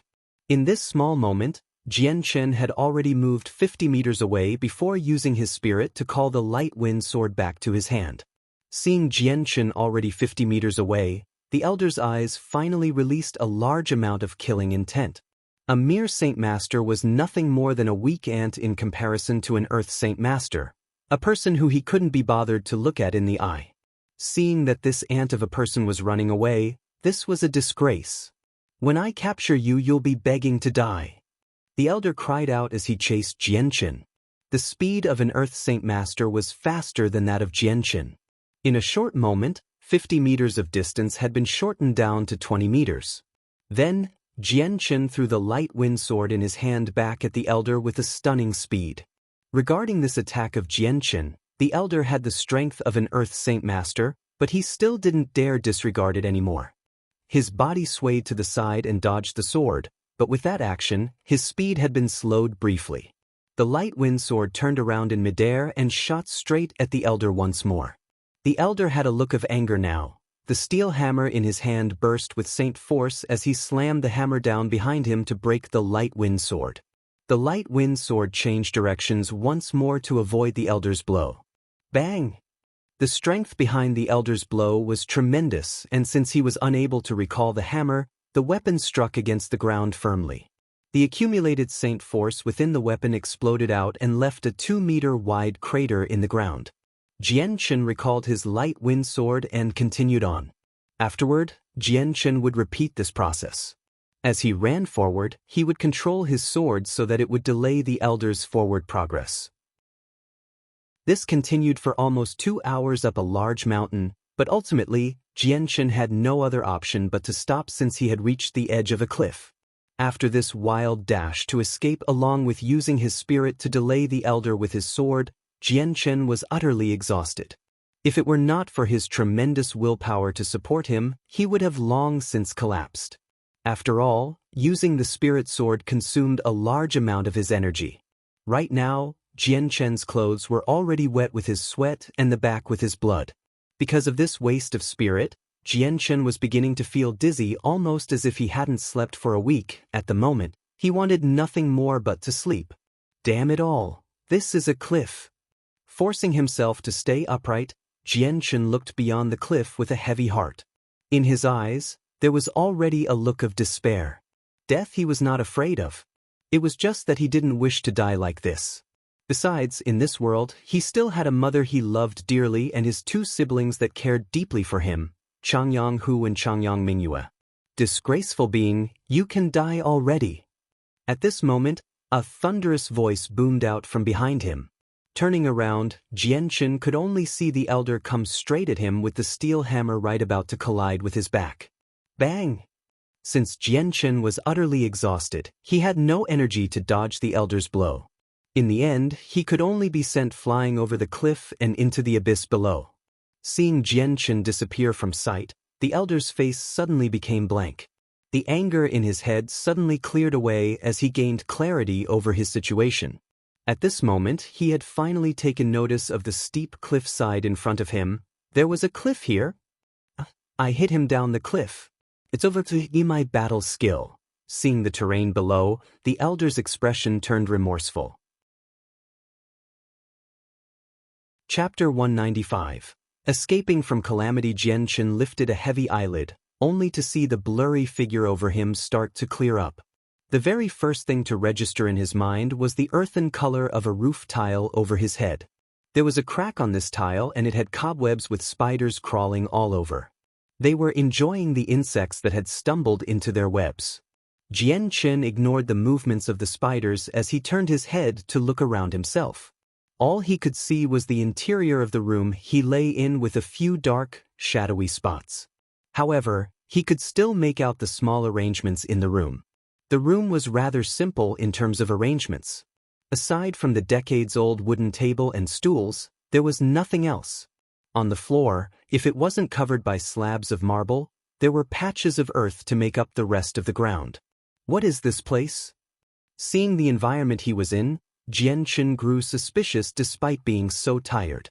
Immediately becoming aware of the pain in his head, the memories of what had just happened to him before he fell immediately came crashing into his mind like a tidal wave. Jian could remember that he had been sent flying down the cliff by the Earth Saint Master. He landed in a body of water below and lost consciousness there, but what happened after, he had no idea. I didn't die, so I must have been saved by someone. Jian quickly came to a conclusion with a small wave of happiness. At first, he had thought that he had died. He had not expected to live after falling down the cliff. The Harito clan and the other clans that attacked me in Phoenix City, Jian will not forgive this. The memories continued to flow into Jian's head as a furious hatred empowered the glow in his eyes. Both of his hands clenched tightly as he repeated the names and committed them to heart. As Jian stretched his body, a wave of pain came coursing through his body and he couldn't help but let out a small grunt of pain before turning pale. As the pain passed, Jian took in a deep breath. As he lay on the bed, he focused on his body and realized he was only wearing some simple clothing. Other than that, he could also feel that all of his wounds on his body had been bandaged up. Then Jian's eyes landed on his waist and came to a startling realization. His space belt was missing. Where is my space belt? Jian began to panic a bit. All of his belongings, including the Bai-clan heirloom given to him by his mother and the space ring given to him by his father, were inside it. He also had tens of thousands of purple coins stored within his space belt. If he were to lose his space belt, then his life would be gone as well. Plus, the space belt also had his Class 4 and Class 5 monster cores. Those were the most crucial things for his cultivation. Jian's panicked eyes spread all over the room as he tried to scan for his space belt. However, he was only greeted with disappointment as he couldn't find a single trace of the space belt. Before he could think any further about his space belt, a pair of footsteps could be heard walking toward his room. The wooden door slid open as a short pants-wearing man walked in. The man had a simple look to him that made him seem rather average. As the middle-aged man strode into the room, he looked at the awake Jian with a smile. You finally awakened. You've been asleep for 2 whole nights. If it weren't for the fact that you were still breathing, I would have thought you were dead. Jian looked at the man and asked, Where is my space belt? Seeing the frantic expression on Jian's face, The man laughed gently before walking to the adjacent side of the room where a cupboard was. Reaching out to open it, he took out an ordinary-looking space belt and walked back to Jian Chen. Your space belt is right here. Youngster, don't worry, I have not touched your items at all. He then slid the space belt toward him. Taking the space belt back, Jian Chen immediately looked over his things before realizing his more important things hadn't been touched and sighed in relief. Looking back to the man, Jian Chen had a softer expression as he spoke. Are you the one that rescued me? The man sat down on a stool by Jian Chen's bed and laughed. 2 days ago, I went to the river to fish, only to see your bloody body float on by. Since you weren't dead, I just had to bring you back. This one thanks you for saving me. Jian Chen had an extremely grateful look as he spoke with pure honesty. The man nodded his head. No need to thank me, youngster. You truly have a tremendous willpower. Seeing the heavy wounds on you, I surely thought you would be dead. The wound on your back itself was so deep that the bones could be seen. I've lived a long life, but I have never seen such an injury on a person still breathing. Ah, yes, youngster, you've been asleep for 2 whole days. You must be hungry. Let me go get you some food to eat. The man spoke out. Jian Chen nodded his head. Then I'll be counting on uncle. After 2 whole days of abstaining from food, Jian Chen was rather hungry. After that, the man handed Jian Chen a bowl of rice with a side dish of meat. After eating, the hunger in Jian Chen's stomach was satisfied. Still, he felt tired, so the man left him to sleep. After the man left, Jian Chen closed his eyes and slowly tried to regain the spirit that he had used up. When he was chased by the elder, Jian Chen's spirit sword had taken up an extreme amount of his spirit. Although he had 2 days to rest, Jian Chen had only recovered a minimal amount. It was nothing major at all. Right now, he needed to recover an optimal state of spirit before he could use the Light Saint Force to heal. As Jian Chen recovered his spirit, the man came to visit a few times. However, when Jian Chen slept, he disturbed him no more. Quickly, night came as Jian Chen lay in that bed for over 4 hours without moving at all. Until the next morning, Jian Chen could only close his eyes and try his best to recover his spirit. After an entire night of recovering, the amount of spirit he had recovered was about 80% of normal. However, with the wounds he had received 2 days prior, if he had not those days of warm temperature and safety, it would have been extremely hard to recover so much spirit at such an optimal pace. After that, Jian Chen began to use the Light Saint Force to heal his wounds. Chapter 196. Roscoe. The strong milky white light of the Light Saint Force enveloped Jian Chen's entire body as its strange glow slowly entered his body. As of that moment, the flesh all over his body was being mended. Because it was daytime, the light of the Light Saint Force was rather hard to see, so Jian Chen wasn't afraid that his secret usage of the Light Saint Force would be leaked. Even if someone were to come by, Jian Chen would be instantly notified by their presence to stop the flow of Light Saint Force. By now, Jian Chen's spirit had been fully recovered, so when he began to control the Light Saint Force, the amount of time he could control it would definitely be long, and the quality of the Light Saint Force would be rich. By the time 2 hours had passed, Jian Chen was almost fully healed. However, using the Light Saint Force still came at a price. Since he still wasn't in prime condition, using the Light Saint Force made him feel rather dizzy and he had the constant feeling of wanting to sleep. Jian Chen continued to heal himself for the entire day. Waking up again on the second morning, Jian Chen lay in the warmth of the bed to hide his condition. After all, the man who saved him 2 days ago saw how seriously injured Jian Chen was. If he were to find out his current condition, then the nature of Jian Chen's Light Saint Force would definitely be revealed to him. Even with the help of medication, a serious wound like the one Jian Chen had received would definitely take longer than 2 days to heal. For that reason, Jian Chen refused to get off the bed and hid his body underneath the covers. As long as he kept his secret hidden, then no problems would occur. He knew that Radiant Saint Masters were rare within the Tianyuan continent. If this secret was revealed, then he would be constantly troubled by people. Laying in the bed, Jian Chen silently healed with the use of his Light Saint Force. For the past 2 days the man had given him some herbs to help heal him, but currently, he was all out of Saint Force. The sword within his dantian had been reduced to a darker version as well. Quickly, the afternoon came and Jianchen could smell the fragrant scent of a meal wafting into the room. Creak! At that moment, the wooden door to the room slid open and the middle-aged man walked into the room, stopping only by the bed. Seeing the shut-eyed Jianchen, the man let out a breath of air and muttered, "AI, he's been asleep for another 2 days without waking up to eat even once. Even with injuries this severe, I'm not too sure how long he'll last. It's truly unfortunate that this poor village isn't able to find any stronger medication." The man shook his head helplessly before walking back out of the room. "Uncle!" Suddenly, a weak-sounding voice called out from behind.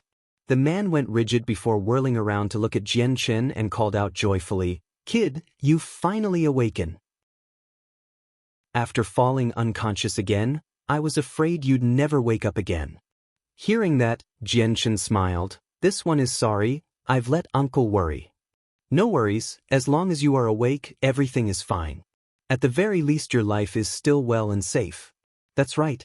You haven't eaten in 2 days, I'm sure you're hungry. Let me bring you something to eat." With that, the man turned and walked out of the room once more. Quickly, a hot bowl of rice with a plate of meat was presented by the man. "We are only in a small mountainside village, so the best we can normally get is the meat of the wild beasts we find in the mountains. Since you're injured, it's best for you to eat some meat to properly heal your body." "This one thanks Uncle greatly." Jianchen slowly climbed up from the bed. Upon seeing his movements, the man instantly started, "Hey! Don't move. You're injured and moving will only make it worse." With that, his hands put down the meal on the table and went over to support Jianchen. Jianchen smiled. "Although I am injured, after 2 days of resting, my health has been stabilized. Moving just a little bit is no problem now." Seeing how Jianchen didn't have a problem sitting up right slowly, the man had a look of admiration on his face. "Youngster, your strength is surely that of a decent standing to be able to sit up so soon after such a grievous wound." Jianchen looked at the man with a deep look. "Uncle, it would appear that you are quite strange yourself. I assume you once traveled the continent before as well?" "AI." The man let out a breath of air as if Jianchen's words had struck a heavy blow. His face had taken on a sad expression. After a moment of silence, the man spoke once more. "To be truthful, 10 years ago, I too was a mercenary at the middle Saint Master level. I traveled with a few brothers that suffered fire and rain with me, but one day while transporting some precious cargo, we encountered a bandit group that changed my life forever. That group of bandits was truly strong. After a fierce battle we drove off the bandits, but our side had paid a heavy price. My saint weapon had been destroyed by a stronger bandit, and although I didn't die, I had lost my ability to cultivate and the entirety of my strength. I was nothing more than a cripple, thus, I came to this village to isolate myself from the world." Hearing that, Jianchen went silent as well. He could fully understand the emotions within the man's heart. To go from a mercenary that traveled the Tianyuan continent to becoming a cripple that couldn't cultivate, this was a cruel torment that even the most ambitious would rather die than to live and suffer. With that, Jianchen continued to chat with the man while eating. As they talked, Jianchen learned of the man's name, Roscoe. Roscoe was about 40 years old this year. Ever since he had his saint weapon shattered and became a cripple, he arrived at the village and married himself to a woman of a close-by village. They then gave birth to a son and daughter who were both 10 years old. After that, Jianchen had come to live temporarily within their house. However, he didn't mention that his wounds were now completely healed, so he lay in bed for the entire day. Roscoe would leave him be, letting him rest for the most part. Though, in secret, Jianchen would sit upright and continue to refine his saint force.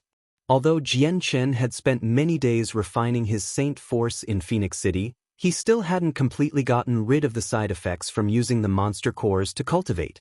In the blink of an eye, Jianchen had been a resident of the village for half a month. In that half-month, Roscoe had grown to respect Jianchen and would often let him rest except to bring him a meal 2 or 3 times a day. Chapter 197. Small Mountain Village. 10 days later, Jianchen could finally leave his bed and stand on the ground. Looking down to observe the clothing he had been wearing, he noticed that this had to be what Roscoe normally wore, as it was rather big on Jianchen. Taking out a new set of clothing from within his space belt, he removed Roscoe's old clothing and immediately put on the new set. Then, with a dumbfounded expression, he had finally realized something had happened to his skin. His normally pale skin was no longer white anymore. It had once more turned a red-colored like when the Thousand Immunity had first advanced a step. It was a strange sight to behold. Seeing the color of his skin, Jianchen was still for a moment. With such a strange sight like this, even after experiencing it once for a brief moment, Jianchen was still confused. After that, Jianchen shook himself awake and thought about all relevant information he had obtained. The anti-venom from the silver-striped golden snake should only turn my skin red again for a moment after it finally fuses together. Could it be that while I was resting for these 10 days, the Thousand Immunity finally reached a perfected state? Jianchen thought to himself with some happiness. From the time he had absorbed the anti-venom from the blood of the silver-striped golden snake until now, a year had passed. His Thousand Immunity had finally reached a perfected state. Right now was the moment he could finally say he had the Thousand Immunity. From this moment on, I no longer have to fear any other venomous toxin I might come across as long as it doesn't outrank the silver-striped golden snake in toxicity. Jianchen thought happily. Throughout the entire area of the Tianyuan continent, the toxin of the silver-striped golden snake could be regarded as one of the most poisonous. Everyone knew how toxic it was in nature, and there weren't many other toxins that could beat it and thus were even rarer to come across. According to the books, after reaching a perfected state, the Thousand Immunity will turn the skin red for a month before returning back to its original skin color. But the books didn't say that my skin would become this red.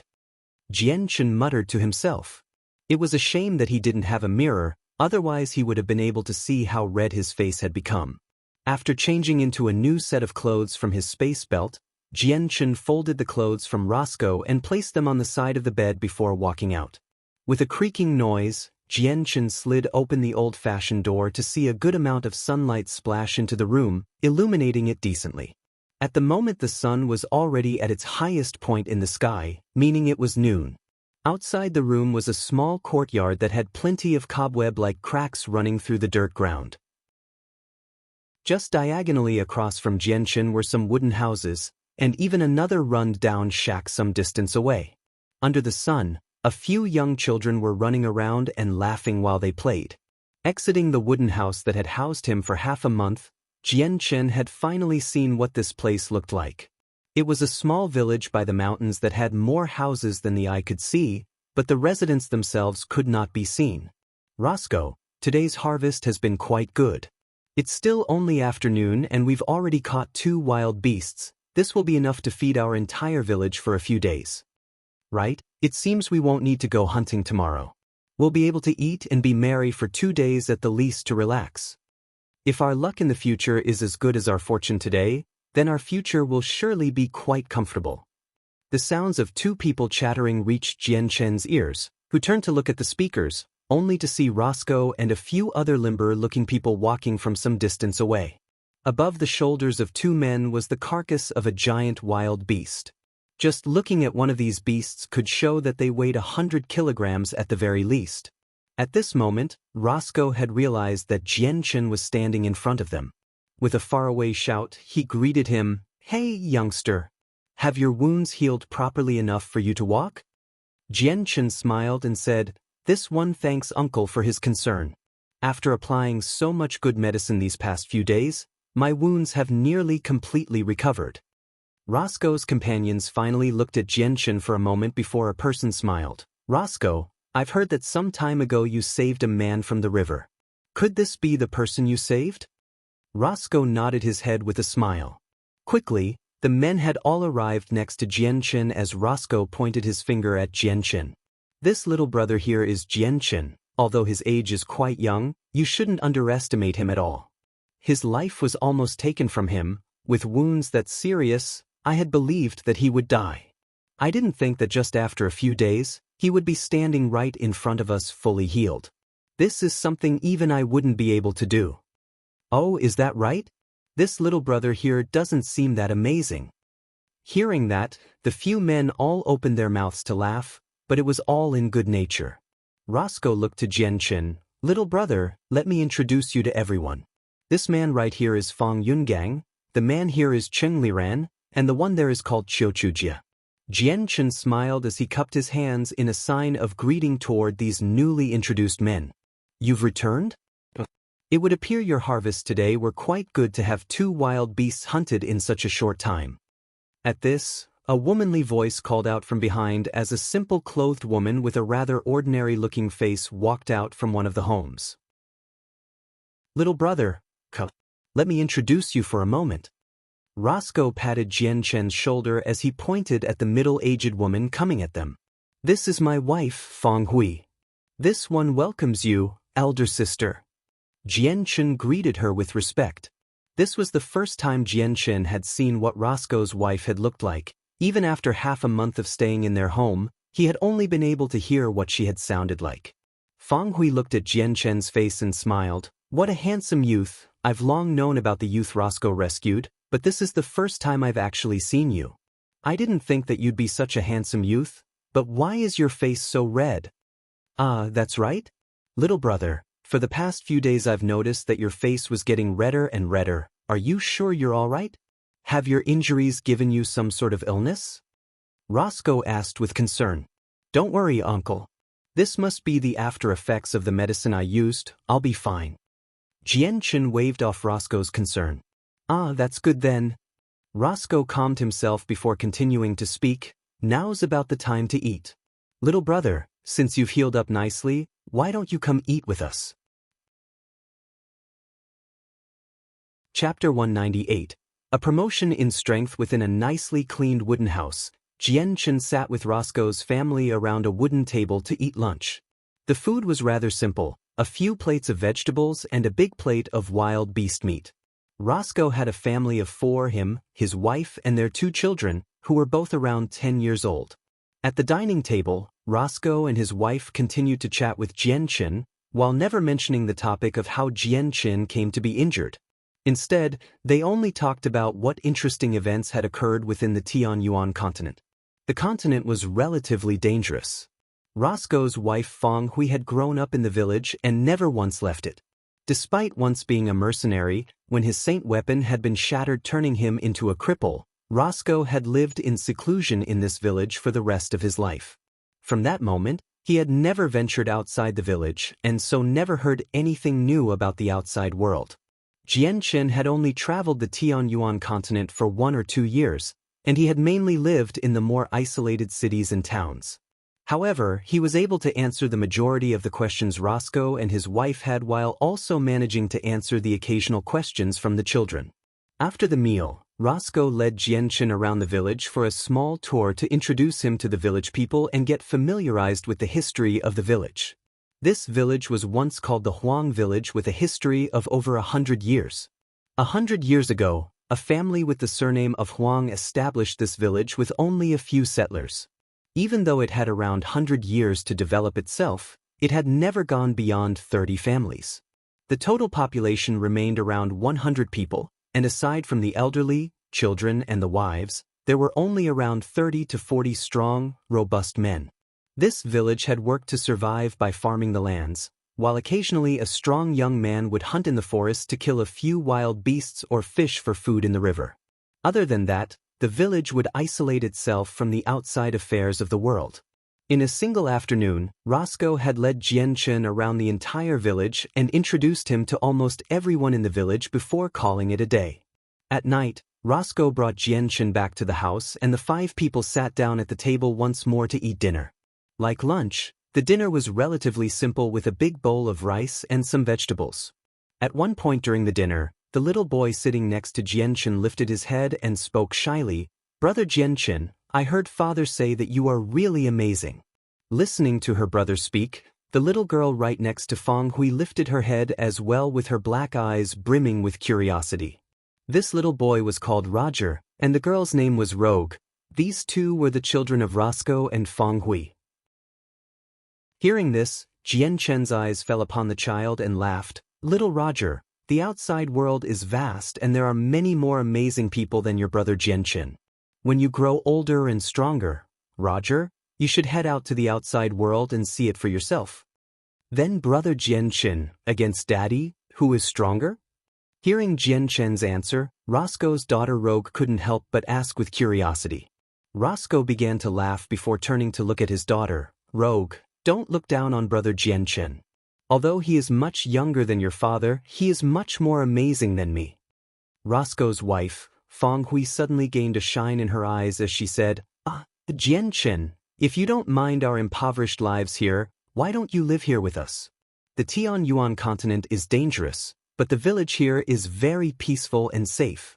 One of these days, I can even help introduce you to a pretty lady in the following village. Jianchen gave a small smile as he thought about Feng Hui's words with a secretive thought of disapproval. This one thanks elder sister's idea, but I still have things to do in the outside world. So for that reason, this one won't stay here longer than necessary, he replied with a bitter smile. That's fine, every young man has things they need to do. For a youngster like Jianchen, they should travel the continent a little longer and enjoy the world. Don't walk blindly in an area like this. Roscoe spoke to Jianchen. He had traveled the world as a mercenary himself, so he knew how Jianchen felt about this idea. Feng Hui glared at Roscoe with a disappointed look. In her mind, if she could find a nice lady to have Jianchen married to, he would stay behind in this village and thus help the other men of the village go hunting. This way, a healthy harvest would be guaranteed. After dinner, Jianchen returned to his little room to rest for the day. This room was originally intended to store away junk, but with Jianchen occupying the room temporarily, Roscoe had cleaned out the room. For the sake of letting Jianchen rest, Roscoe had placed a bed in it. Closing the door to his room, Jianchen sat cross-legged on his bed and took out a few Class 3 monster cores from within his space belt to cultivate. Before the half-month of rest, Jianchen had done his best to remove any of the hidden dangers in his body. After that, he was now once again free to try to improve his strength without needing to worry about increasing his strength far too fast or that the berserk elements from the monster cores adding to the hidden dangers. Jianchen continued to absorb the energy from within the monster cores at a terrifying speed. The moment it entered his body, the berserk elements within the energy stream were immediately absorbed into the cyan and purple glows within his dantian along with a good amount of the energy.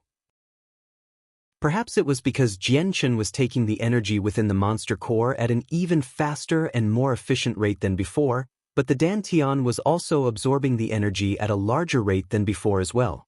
At the current moment, Jianchen could take in about 10 to 20% of the total energy within the monster core, compared to the past 1% when he was a regular saint. Right now, Jianchen urgently wanted to improve his strength so that it would reach that of the great Saint Master level.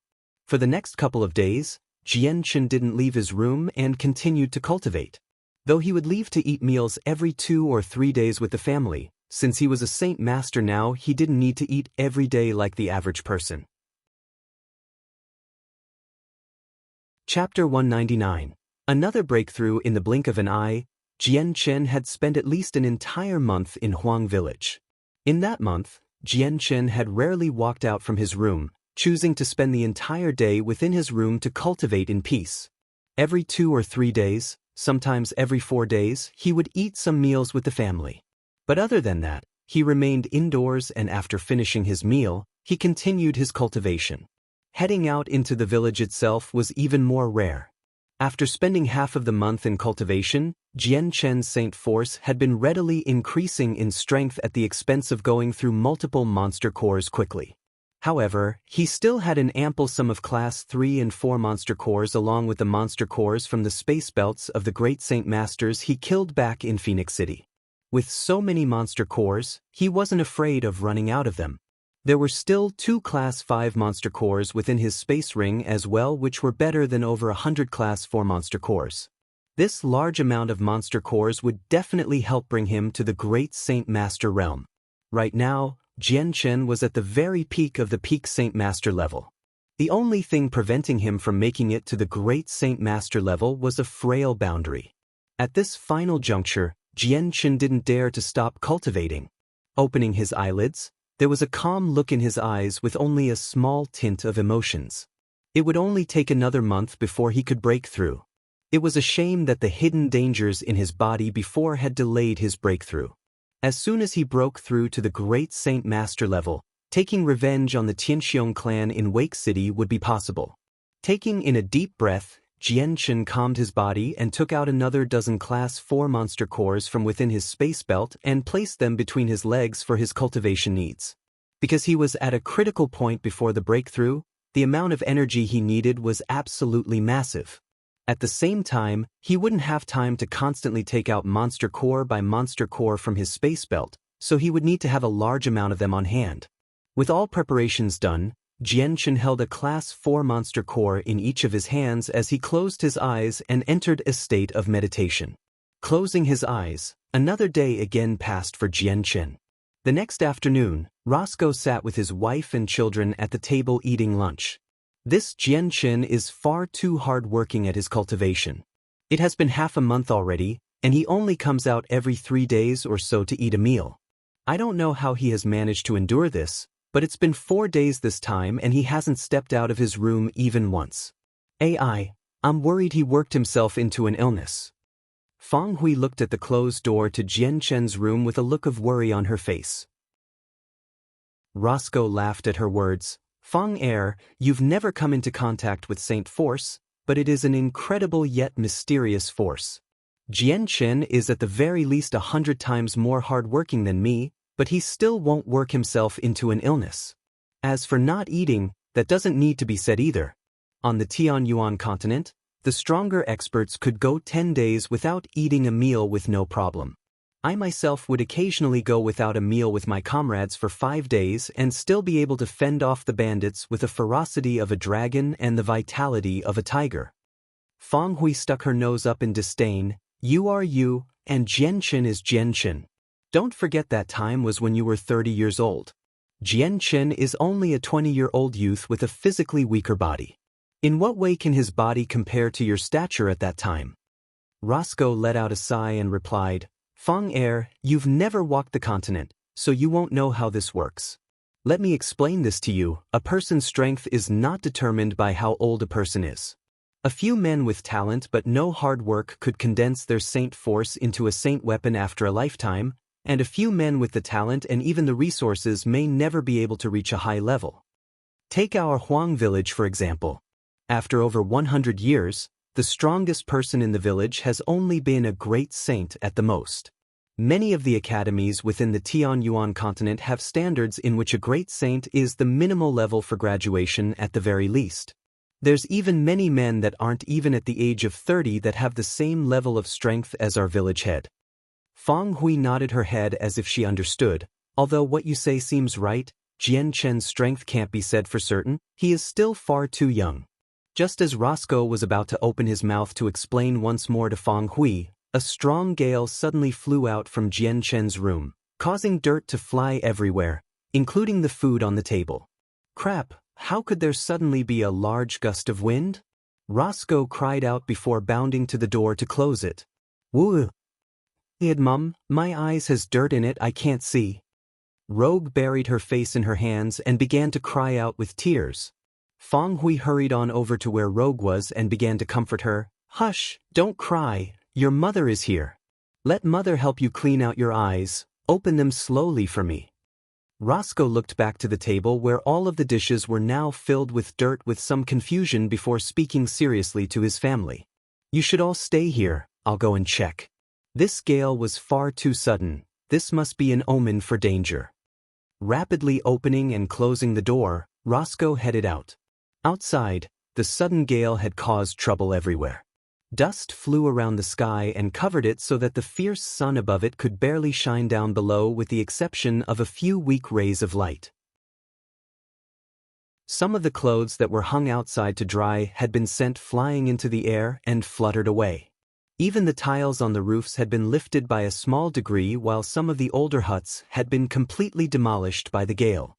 What happened? Why was there a great gale all of a sudden? What a strange wind this was, to come so suddenly and yet so fiercely. From a distance, the Huang village men were all coming out of their houses with confusion.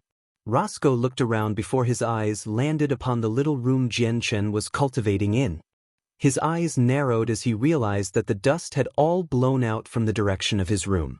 After traveling the continent for many years, Roscoe had learned to deduce things quickly thanks to his experience as a Saint Master. His eyes grew wider as he began to think about what could have caused the gale of wind. Could this be the result of Jianchen's cultivation? The thought of that had caused Roscoe's heart to waver. He knew what could have possibly happened to bring about such a result. 10 years ago when he was a Saint Master, he had experienced this before on a smaller scale. He couldn't believe that Jianchen would have long since surpassed him in such a way.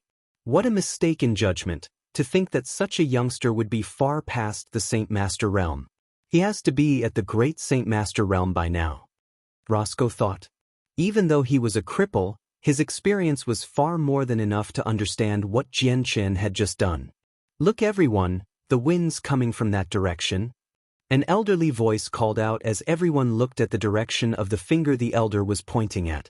Hearing this, everyone studied the direction that had been pointed out before realizing it was the house of Jianchen. The village elder is right, the wind is coming from that direction. Just look, the smoke is spreading out from over there. Let's go quickly then. Right, let's find out what's happening. In the end, a group of people had headed toward the area of Jianchen's room. Instantly realizing what was happening, Roscoe hurried forward to block them. Village elder, it's best if we go elsewhere for now to avoid disturbing Jianchen. Roscoe, just what exactly is going on here? I can see that this gale is coming from here. The village elder asked Roscoe with some confusion. His elderly face was filled with a serious expression. That's right, Roscoe, just what is happening within that room? Are you hiding some sort of treasure? The village elder asked once more. Right, Roscoe, you best be honest here. If you have a treasure, you should show it to the rest of us. Hurry up and let everyone see this treasure. I've never seen anything that could cause such a wind. As each person joined in, everyone else wanted to look at what treasure was hidden within the room. Their voices each crying out over one another. Shoo, everyone be quiet. Roscoe couldn't help but to try to quiet them down. Please, don't misunderstand me, everyone. I don't have any sort of treasure hidden away. This is the result of that youth Jianchen's cultivation. This was something I came to understand after my experience of being a traveler of the Tianyuan continent. This has to be the result of Jianchen's cultivation almost reaching a breakthrough. This current moment has to be the most critical point, so if he is disturbed, then a disastrous result might happen for Jianchen. Come now, let's all walk away from this area so we won't disturb Jianchen's cultivation. Oh, so it was like that? No way, I've seen that Jianchen before, but I didn't think him to be that amazing to be able to call down the winds like that. Roscoe, are you trying to trick us? The crowd murmured in confusion. They were people of the village and had never once traveled out to the Tianyuan continent. So many of the people there were very suspicious of Roscoe's attitude. They couldn't believe that a youth like Jianchen would be capable of having such strength. To them, this was a mystery that deserved some research. The village elder looked at the room Jianchen resided in with a look of shock before taking in a deep breath. Everyone, what Roscoe said does have some merit. But whether or not his words are true, we'll find out soon enough. Let us wait for now and avoid disturbing Jianchen. The village elder's words had a very strong weight in everyone's eyes. His words were something many people didn't dare to go against.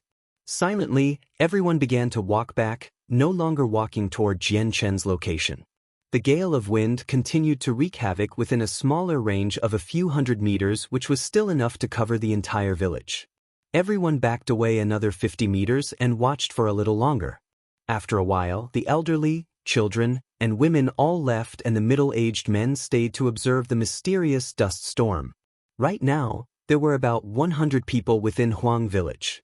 All of the able-bodied were left observing the area with a strange expression. The sight in front of them wasn't something that would attract attention in the Tianyuan continent usually, but for this village which was cut off from the rest of the world, this was especially strange. Why do I feel like my heart is feeling more and more painful? It's to the point where even breathing has become extremely difficult. An old man suddenly said in confusion as he reached out to massage his chest. Yeah, I also feel like my chest is stuffy, to the point where I'm becoming agitated. Moreover, I feel like I'm carrying something really heavy on my back. A middle-aged man chimed in. Me too. My chest feels so smothered, as if a large rock is exerting pressure on my chest. I can barely breathe. How strange, you guys are feeling this sensation too. I had thought it was only me who was feeling such a symptom. I also have this feeling. Me too. Hearing everyone talk, Roscoe's heart skipped a beat. Immediately realizing the situation, he cried out, "Everyone, get away. This is an invisible air that only an extremely strong person can emit. It can majorly affect all surrounding people. Some peak experts are even able to use this air to constrict people's airways and suffocate them to death." Everyone's expressions changed drastically, including the old village chiefs. All of them hurriedly retreated until they were 100 meters away. Although most of them didn't even know what this air was, they had clearly understood one thing. Some peak experts could use this air to directly suffocate a person to death. Pang! Just after everyone had retreated 100 meters, a loud sound suddenly rang out. The small wooden house that Jian Chen had been living in instantly shattered into scattered pieces. Then, a human figure broke through the roof, shooting up into the air like a bullet, and reaching a height of over 50 meters in the blink of an eye. Jian Chen floated about 50 meters in the air and emitted a long whistle toward the sky. The sound resonated without restraint through the air, crossing over a vast distance. At the same time, powerful Saint Force surged and gathered in his left hand. With a wave, a pure ball of light energy completely formed from Saint Force whizzed out of his hand and off toward the distant ground. Bang! When the ball of light energy crashed into the ground, a large bang resonated through the air, and a great amount of smoke and dust began to rise. Only after it had dissipated were people shocked to discover that a 2 to 3 meter diameter hole around 5 meters deep had formed. The surge of Saint Force once again appeared, in Jian Chen's right hand this time. It quickly condensed into a silver sword that shot out piercing glows as it caught the sunlight, forcing people to look away. This sword seemed to be even more dazzling than the sun. In an instant the silver light flashed and died out. The sword had already pierced through the air as fast as lightning. A sharp amount sword chi along with dazzling light broke away from the sword's bonds, and quickly shot at the empty ground 100 meters off into the distance at lightning-fast speeds. It silently went through the solid rock, leaving only an extremely thin crack on the surface. There were absolutely no signs of cracks in any of the surrounding areas. After this attack pierced through, Jian Chen's body began to slowly descend to the ground. Although he could jump up 50 meters in a single bound, he was only able to stay floating in midair for a breath's time. Jian Chen landed on the ground with a trace of a faint smile on his face. It was a smile of self-confidence. After cultivating non-stop for over half a month, his strength had smoothly broken through from the peak Saint Master level to the Great Saint Master level.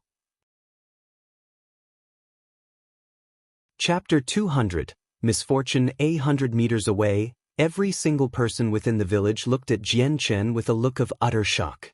A loud cry rang out and spread a few kilometers in every direction as Jian Chen leaped 50 meters into the air before slamming his fist into the ground, causing a huge shockwave. Dirt flew out into the air as the group of villagers all watched this show with a sluggish expression as they tried to comprehend what was happening.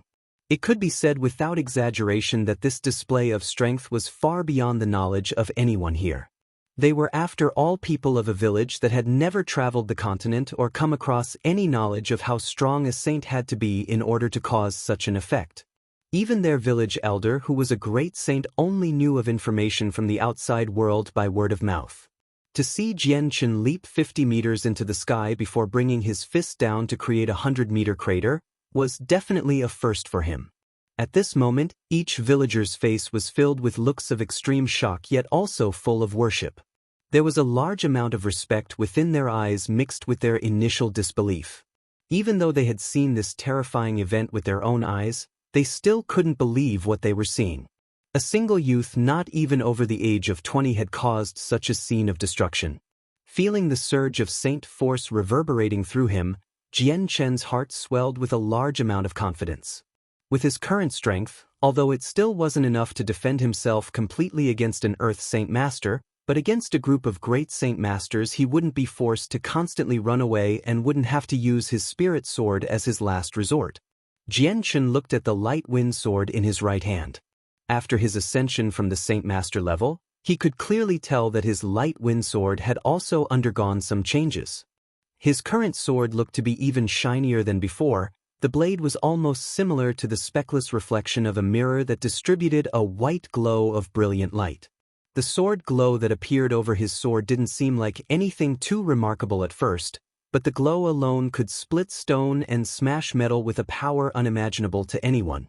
Aside from that, the light wind sword's hardness had been vastly improved as well. Jian Chen was confident that his strength was utterly different from when he was a Saint Master. Whoever wanted to break the 2-finger-wide sword of his would find it an extremely daunting task. Slowly resorbing the sword back into his body, Jian Chen looked around himself only to see the broken room he had left behind. With a bitter look on his face, he slowly walked over to Roscoe, who was 100 meters away, and spoke with some regret. "Uncle, this one is truly sorry. I've destroyed the room you lent me." Despite Roscoe being utterly shocked at Jian Chen's strength in his heart, he was an experienced mercenary, so he quickly stilled his emotions. Slapping Jian Chen on the shoulder, he laughed. "Don't worry about it. It's nothing more than just a room. All we need is some time and it can be rebuilt. Kid, I've really made a serious mistake here. I didn't think that you would be so strong since you look to be so young. I truly am extremely shocked." Roscoe spoke with some excitement in his voice. Little brother Jian Chen is too polite. It is merely a small room. In 6 hours or so a new one can be built. But the power brother Jian Chen has just revealed has truly opened our eyes. Everyone, don't you think so as well? The village elder laughed with a kind expression. Yes, that's right. Following the village elder's words, every villager behind him began to speak out with adoration and respect. AI. At that moment, the village elder let out a strange sound before looking closely at Jian Chen's face before asking curiously, "Little brother Jian Chen, why is it that your face is white? I remember a few days ago, your face was red." Rushing to come up with an answer, Roscoe quickly said, "The village elder, brother Jian Chen's face had always been pale. A few days ago he had some medicine applied to his body that turned his face red." The village elder nodded his head in understanding before laughing. That's good, that's good. White is a better color on a face than red. I didn't think that little brother Jian Chen here would be so strong. Not only that, but to be so handsome as well. With an appearance like this, you could cause all of the women nearby to go crazy over you. Everyone burst out into laughter as they all thought about the elder's words in approval. There was no doubt to them. Jian Chen himself had a small smile. The elder's words had caused him to be speechless. All of a sudden at that moment, an unexpected change went through Jian Chen's face as his body began to shake violently as a tremendous amount of energy burst out from his body uncontrollably. Staggering back a few steps, he then leaped a few meters away. At the same time, Jian Chen's handsome and pale face began to turn violet and then a shade of azure. Even his eyes had begun to display the 2 colors behind the thin layer of his cornea. Roscoe had been pushed back around 20 meters away from the energy Jian Chen had unleashed before slowly stabilizing himself. Slowly turning his head to look at Jian Chen, he immediately realized the state he was in. With concern, he asked quickly, "Kid, what's wrong?" Jian Chen's entire body continued to shake and tremble as his eyes continued to flash in between the 2 colors of violet and azure. Get me back. Everyone, get far away from me. Don't get close." Jian Chen spat out with some difficulty before sitting down and closing his eyes. "What's wrong? What's wrong with brother Jian Chen? Did something go wrong with his cultivation? What happened to brother Jian Chen?" The group of villagers scrambled to get away as they noisily clamored. They also looked with confusion at the seated Jian Chen. Roscoe's face was full of confusion as well. He had been a Saint Master in his prime before his Saint weapon broke and turned him into a cripple. So after seeing what state Jianchen had been in, he came to realize what problem had come across Jianchen's cultivation. Get back, we all need to get back for now. Until the kid wakes up, we should all stay quiet for now to avoid disturbing him. Roscoe whispered to the rest before guiding them backward. Chapter 201. The Sword Spirits of the Azure and Violet Swords. Highlight above for chapter title. Jianchen continued to sit down with his eyes closed as his body trembled. Inside his dantian, it was almost as if there was a giant earthquake violently shaking the place. The violet and azure glows continued to flicker wildly and send their light throughout the entire dantian. Floating in middle of the dantian, even the light wind sword had been affected and was shaking uncontrollably. The first time he had seen the violet and azure glow in his dantian was back in Kargath Academy when he first condensed his saint weapon. At this moment, the two glows of light were releasing a brilliant luster while coiling around each other in the shape and manner of the yin-yang symbol. Feeling the change within his body, Jianchen's elation from becoming a great saint master had begun to die down. For the first time since taking residency in his dantian, the twin glows were finally causing him trouble once more. Although the matter of the problem in his dantian had caught Jianchen off guard, he was not too frantic. From this morning, he had long anticipated that something would happen, so he had made preparations in advance. The violet and azure glows in his dantian continued to coil around each other like the yin-yang symbol endlessly. Even the floating saint weapon within his dantian felt as if it was slowly trying to break away from the invisible bindings that bound it to Jianchen. At the same time, Jianchen could faintly feel that the twin glows of violet and azure were feeling some sort of excitement within his head. This sensation had left Jianchen in disbelief and confusion. There was confusion within Jianchen's thoughts. Just what could have happened to his dantian in order for him to feel such a strange emotion?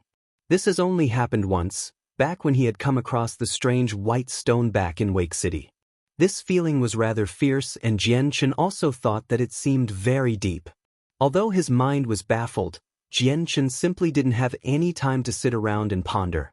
From his seated position, he began to try to suppress his saint weapon that was trying to remove his control over it. As of right now, he was completely powerless to do anything else but try to restrain the objects within his dantian. Because of the rebellion of his dantian, Jianchen had no other choice but to try to withstand it. While sitting, he had begun to pray that the effects would not be too disastrous. The two glows within his dantian began to spin faster and faster as the glows began to emit an even stronger light. In the end, the fierce light from the glows ultimately speared through his body and were sent flying outside. Right now, Jianchen's entire body was bathed in the rich glow of violet and azure light. The twin lights spread out 30 meters away from him as the fierce glows lit up the sky above, completely eclipsing the color of the normal sky light. Hey look, Jianchen's body is glowing. How strange, how is there light coming from his body? Could he have made a miracle somehow while cultivating? Seeing the current condition of Jianchen's body, every villager there opened their eyes in shock. Each person pointed at Jianchen as they talked. This sight was something that not a single person had ever witnessed before. Then, the twin lights within Jianchen's dantian flew out completely from his body, bringing about a torrent of light as they flashed through Jianchen's chest. Crap! Jianchen's face became shocked. However, the violet and azure light were far too fast for him. The very moment he had become aware of the lights' movement, they had already disappeared from his dantian and passed through his body. Bang! Jianchen could only hear a boom ring through his head as it began to spin uncontrollably. Even his own vision had begun to blur as if he were on the verge of losing consciousness. In the depths of his mind, Jianchen felt as if he had arrived in a strange new world. An endless chain of mountains spread out far beyond what his eyes could perceive from the enchanting scenery. The amount of world essence was incomparably abundant and flowed along with the coiling dragon-like river through the mountains. Even the trees near the river were growing in abundance as each tree covered the sky with their canopy. The vision was the picture-perfect scene of a land of paradise.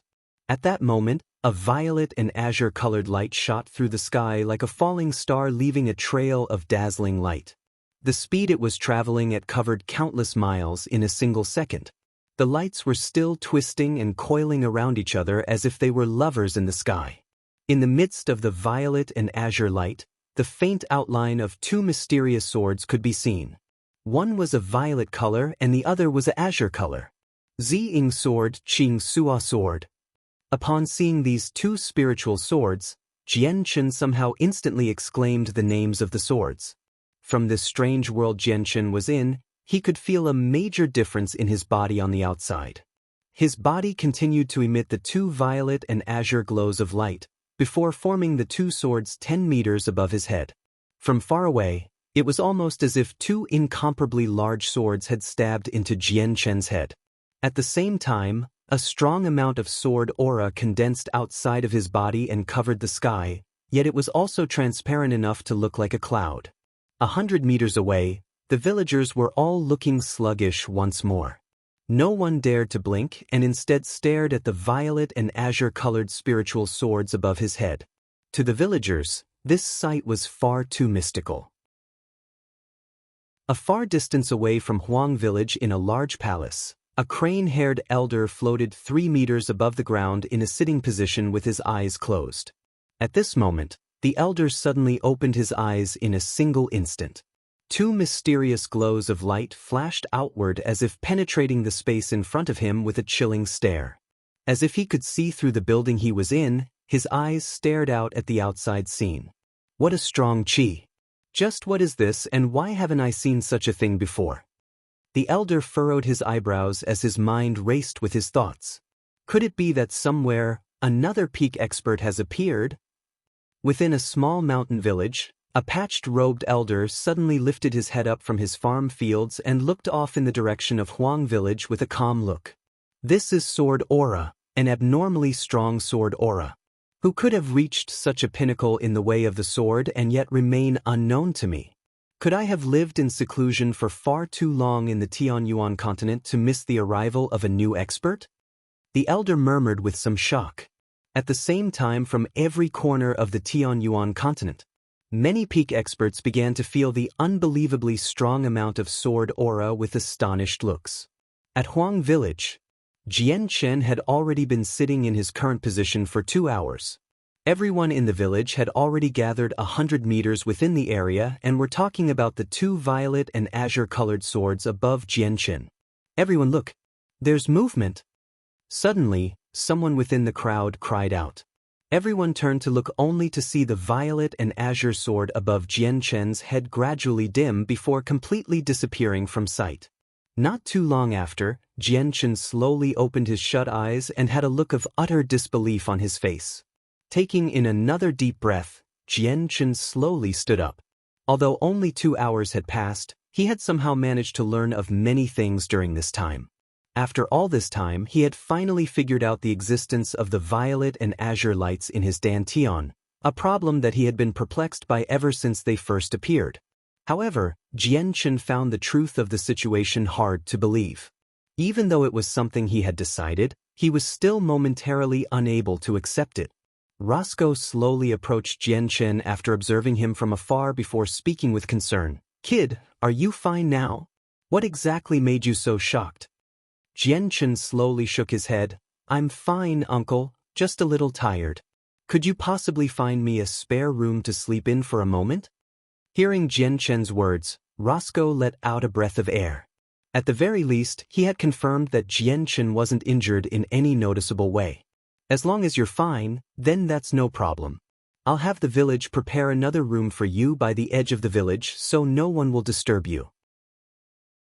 It'll be peaceful as well. Come on now." After that, Roscoe brought Jianchen to another house by the side of the village.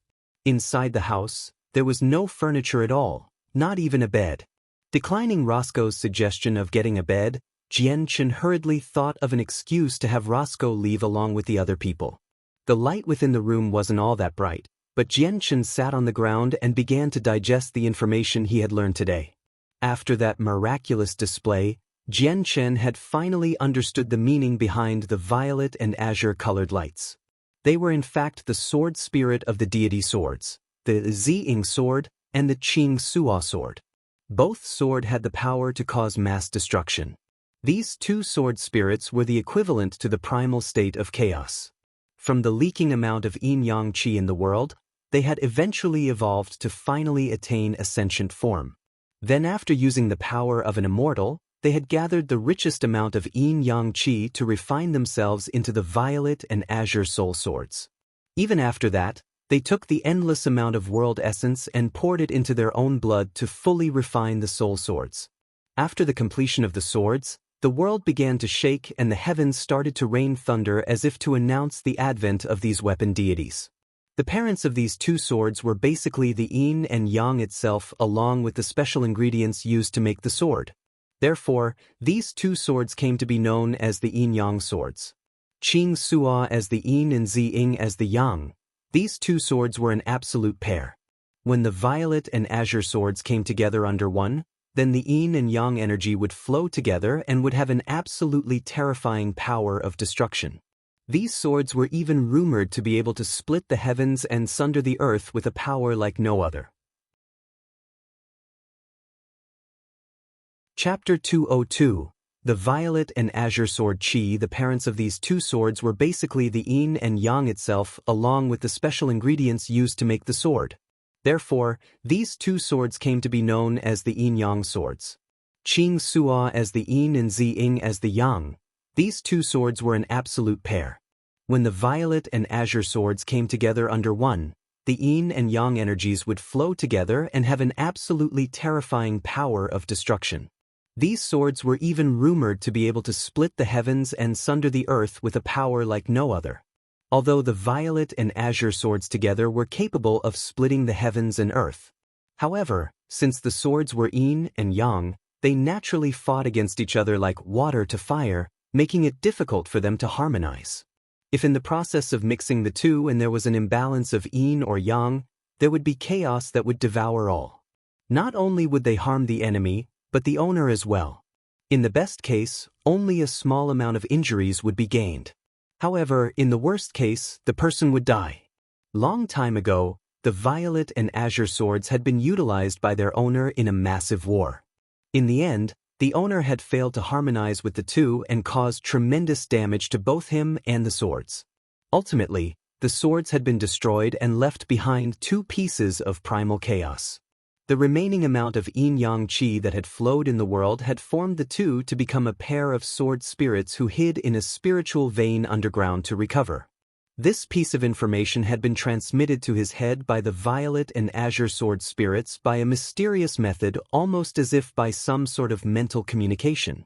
At the same time, Jianchen also knew that the violet and azure sword spirits had suffered a tremendous injury that they didn't fully recover from after failing to harmonize. At the moment, the two were tremendously weak, and before Jianchen was a great Saint Master, they were utterly incapable of communicating with him. It was only when he had made that final breakthrough into the great Saint Master realm that they were able to make a strong effort to create a line of communication. Jianchen slowly sifted through the newfound information he had been given. The two violet and azure-colored lights within his dantian had unexpectedly been two sword spirits capable of self-awareness and thought. This type of end result was something that Jianchen found hard to believe. However, he wasn't like the average person. Despite this being something most people wouldn't believe, Jianchen quickly calmed himself down. Jianchen sat cross-legged on the ground with his eyes shut tight as he meditated. His inner mindscape appeared within his head and there was no longer any dizzying tremors. Even the saint weapon that was trying to break away from him had been stabilized and was levitating in a docile manner like a sheep. The only difference was that the two glows of light that had been floating in his dantian had migrated over to where his saint weapon was. Rotating and revolving slowly, the two glows of light were moving in the pattern of the yin-yang symbol peacefully. Although the violet and azure lights were still residing within Jianchen's body, his mind was now free of worry since he had nothing unknown to fear. The lights were controllable in comparison to before when they were a topic of mystery.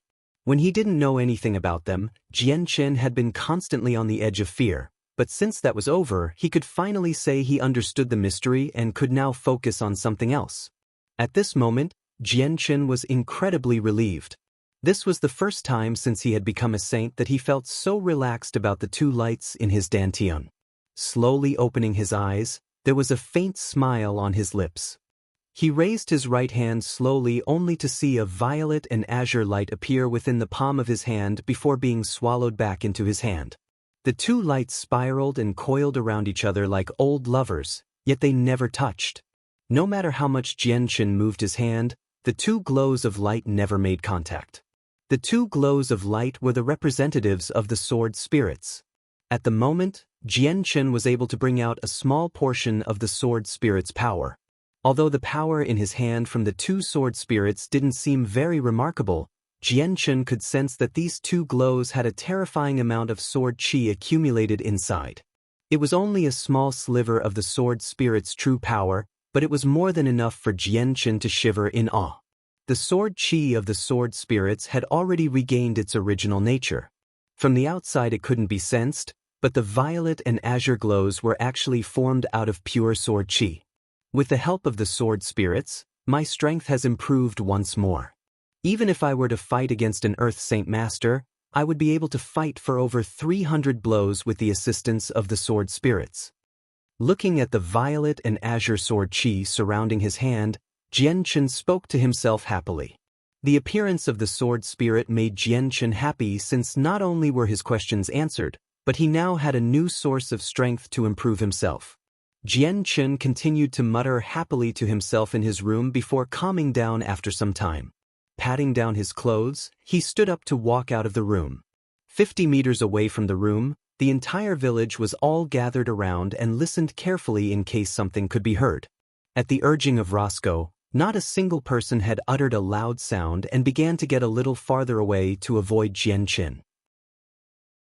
Jianchen's display of strength today had completely opened the eyes of the entire village to a whole new horizon that was the Tianyuan continent. It was only now that they had realized how amazing a saint from the outside world was. Jianchen may be young, but he was an idol in their eyes. Creak! At that moment, the doors to the room suddenly opened as the villagers gathered outside the room suddenly went quiet and stared at the emerging Jianchen. Seeing the group of people around him, Jianchen had a small smile.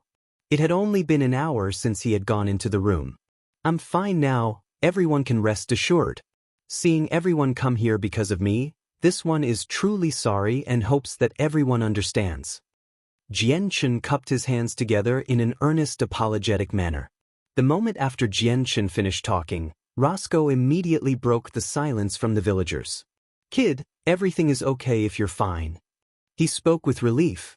Smiling, Jianchen said, "This one thanks Uncle for his concerns. At this point I've resolved all the issues, so there is nothing to fear now." "Brother Jianchen, please forgive me for asking, but did you break through into a higher realm?" the village elder asked. Next, Jianchen was assaulted with questions by the villagers who surrounded him. With every question, Jianchen diligently answered. Jianchen continued to answer questions for an hour before finally being escorted away by Roscoe. Following him, Jianchen was led back to where Roscoe's wife and 2 children were. Chapter 203, Hunting Up the Mountain. After experiencing such an event from earlier, everyone's attitude toward Jianchen, in the village, completely changed. The next morning, the sun had just rose, dyeing the sky a reddish blush. In the Huang village, a chaotic mess of sounds could be heard. Jianchen slowly opened his eyes from the seated position in his bed. That night, he had familiarized himself with the violet and azure sword qi and the identities of the sword spirits. Not only that, but he could now bring out the energies from the violet and azure sword spirits, which was their sword qi. This was a very strong source of power, but it was still unfamiliar to Jianchen. If he didn't properly familiarize himself with it, then he wouldn't be able to freely use it at an efficient level. So Jianchen didn't waste any time and immediately set himself to training with it. Jianchen slowly rose from his bed and walked out of his room. Joyfully taking in the fresh morning air, Jianchen looked back to his room. Before he had moved in, the village people had spent 2 hours to completely renovate the place for Jianchen to live in. Outside, everyone in the village was currently in the courtyard exercising.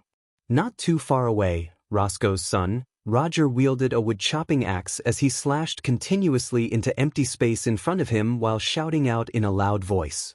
At that moment, Roger saw Jianchen approach with an expression full of worship and respect. Immediately running up to him, he spoke anxiously, "Brother Jianchen, you're so amazing. Do you think you could teach me some martial arts?" Jianchen laughed and patted Roger on the head gently. "Roger, tell your older brother. In the future, what type of weapon do you wish to use?" "An axe, a really large axe. Just like this one." "No, an even bigger axe than this one." Roger raised the wood-chopping axe into the air with an enthusiastic expression. "Roger, just because a weapon is large doesn't mean it'll be stronger.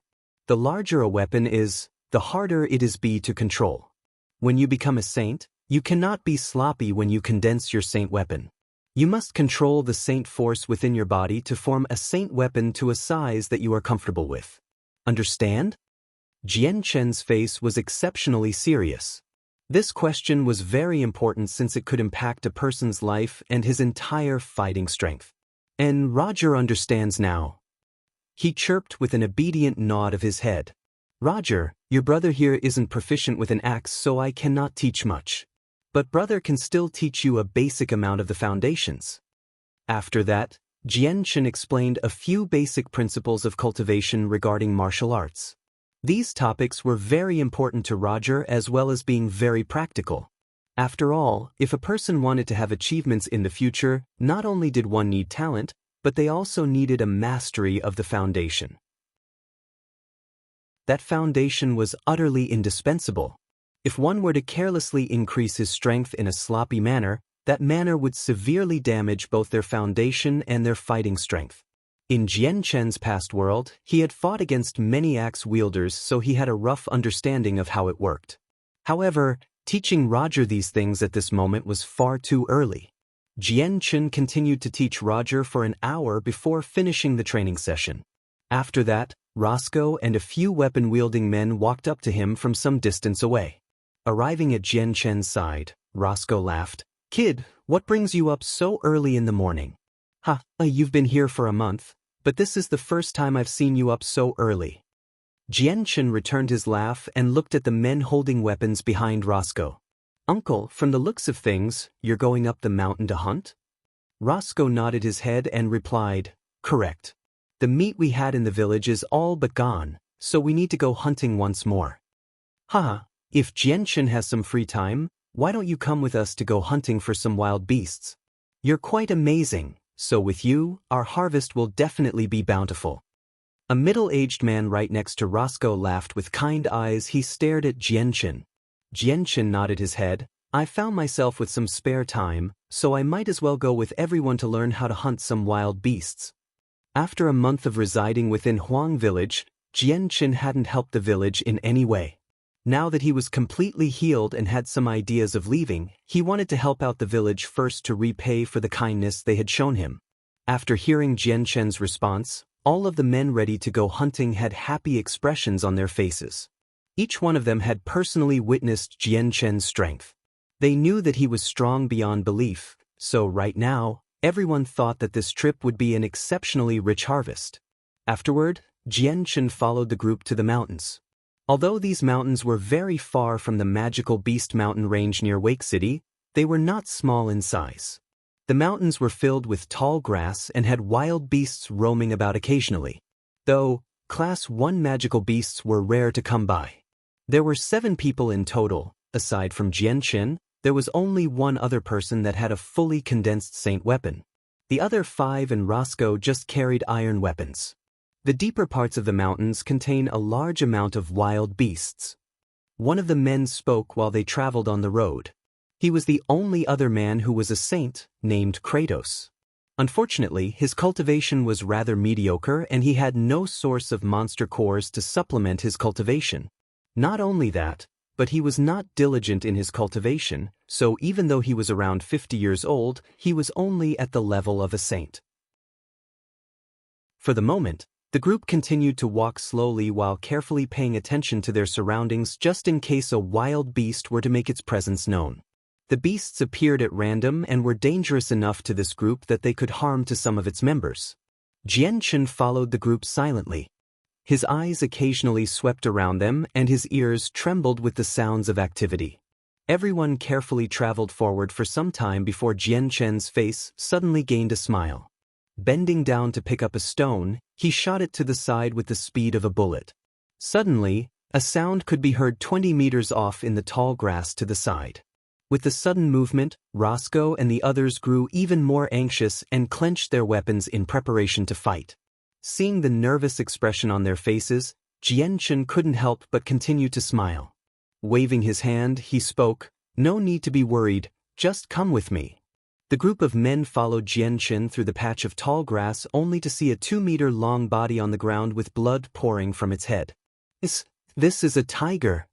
Upon seeing the wild beast, everyone aside from Jian Chen and Roscoe cried out in shock. A tiger-class wild beast was undoubtedly one of the more dangerous wild beasts. Their attacks were vicious and their movements quick. Even if the 6 of them were to combine their strength, it would take an intense battle to kill a tiger, and even then, there would be no guarantee that they would have no injuries. However, Jian Chen had just killed a tiger they had thought to be extremely dangerous with ease. In their hearts, they couldn't help but look at Jian Chen with extreme respect as well as a deep amount of envy. Seeing the black tiger on the ground, Roscoe let out a deep breath of air. His face had a complex look as he looked at the wound on the tiger's head. In the past, he could easily kill a Class 1 magical beast with just a wave of his hand. But now, after his saint weapon had been destroyed, he was left with a physique that was marginally better than a regular person. So even hunting for wild beasts required him to form a group. Taking note of the change in Roscoe's face, Jian Chen knew what was going through Roscoe's mind. Mentally sighing, he could understand Roscoe's feelings, but he didn't have any words that could pacify his thoughts. "Everyone bring this wild beast out and let's continue onward." Jian Chen spoke aloud. Okay. Following the path, everyone traveled through the mountain while hunting for wild beasts to kill. With a great saint master like Jian Chen leading the group, their harvest had become exceptionally rich. In half a day they were fully loaded. Each one of them had a spare space belt from Jian Chen that contained the corpse of a wild beast of every type. It could even be said that the amount of wild beasts within these space belts could feed the village for half a year. Right now, Jian Chen had already led the group from the front for a long time. Suddenly, Jian Chen stopped right in front of a patch of grass. 2 meters right in front of Jian Chen was a single blood-soaked man that lay on the ground unconscious with various wounds adorning his body. Jian Chen's eyes went wide as he quickly arrived to the side of the body. His right hand hovered right next to the man's nose while his left hand was placed over the heart. "There's a pulse and airflow, he's alive." Jian Chen's eyes lit up as he tried to save him. After that, the group of men following Jian Chen appeared from the tall grass and saw the unconscious man with shock. Seeing the group, he hesitated for a small moment before taking the man into his arms. "He's still alive, but he's almost on his last breath. It'd be for the best if we return now. Right? Saving a man's life is especially important. We'll head back right away." At the Huang village, Jian Chen and the group of hunters rescuing a man swiftly made news around the village, attracting the interest of many people. This time, everyone was trying to guess whether or not this man they rescued would be like Jian Chen and be a high-leveled expert.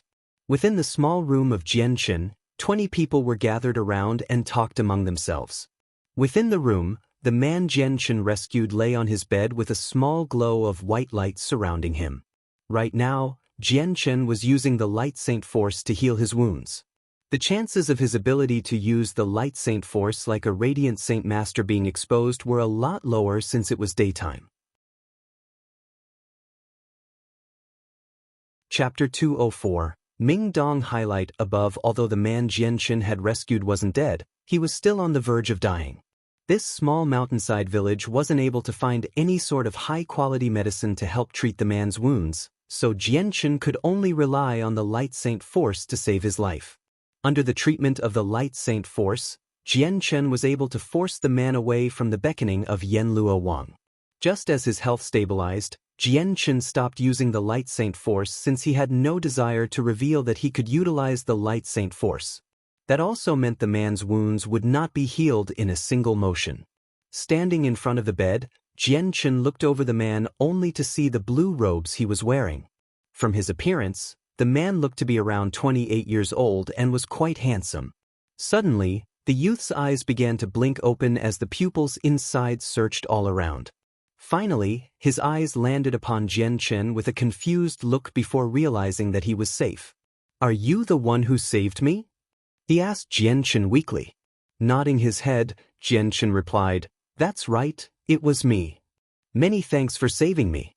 This one is truly grateful and will return the favor." The youth then responded.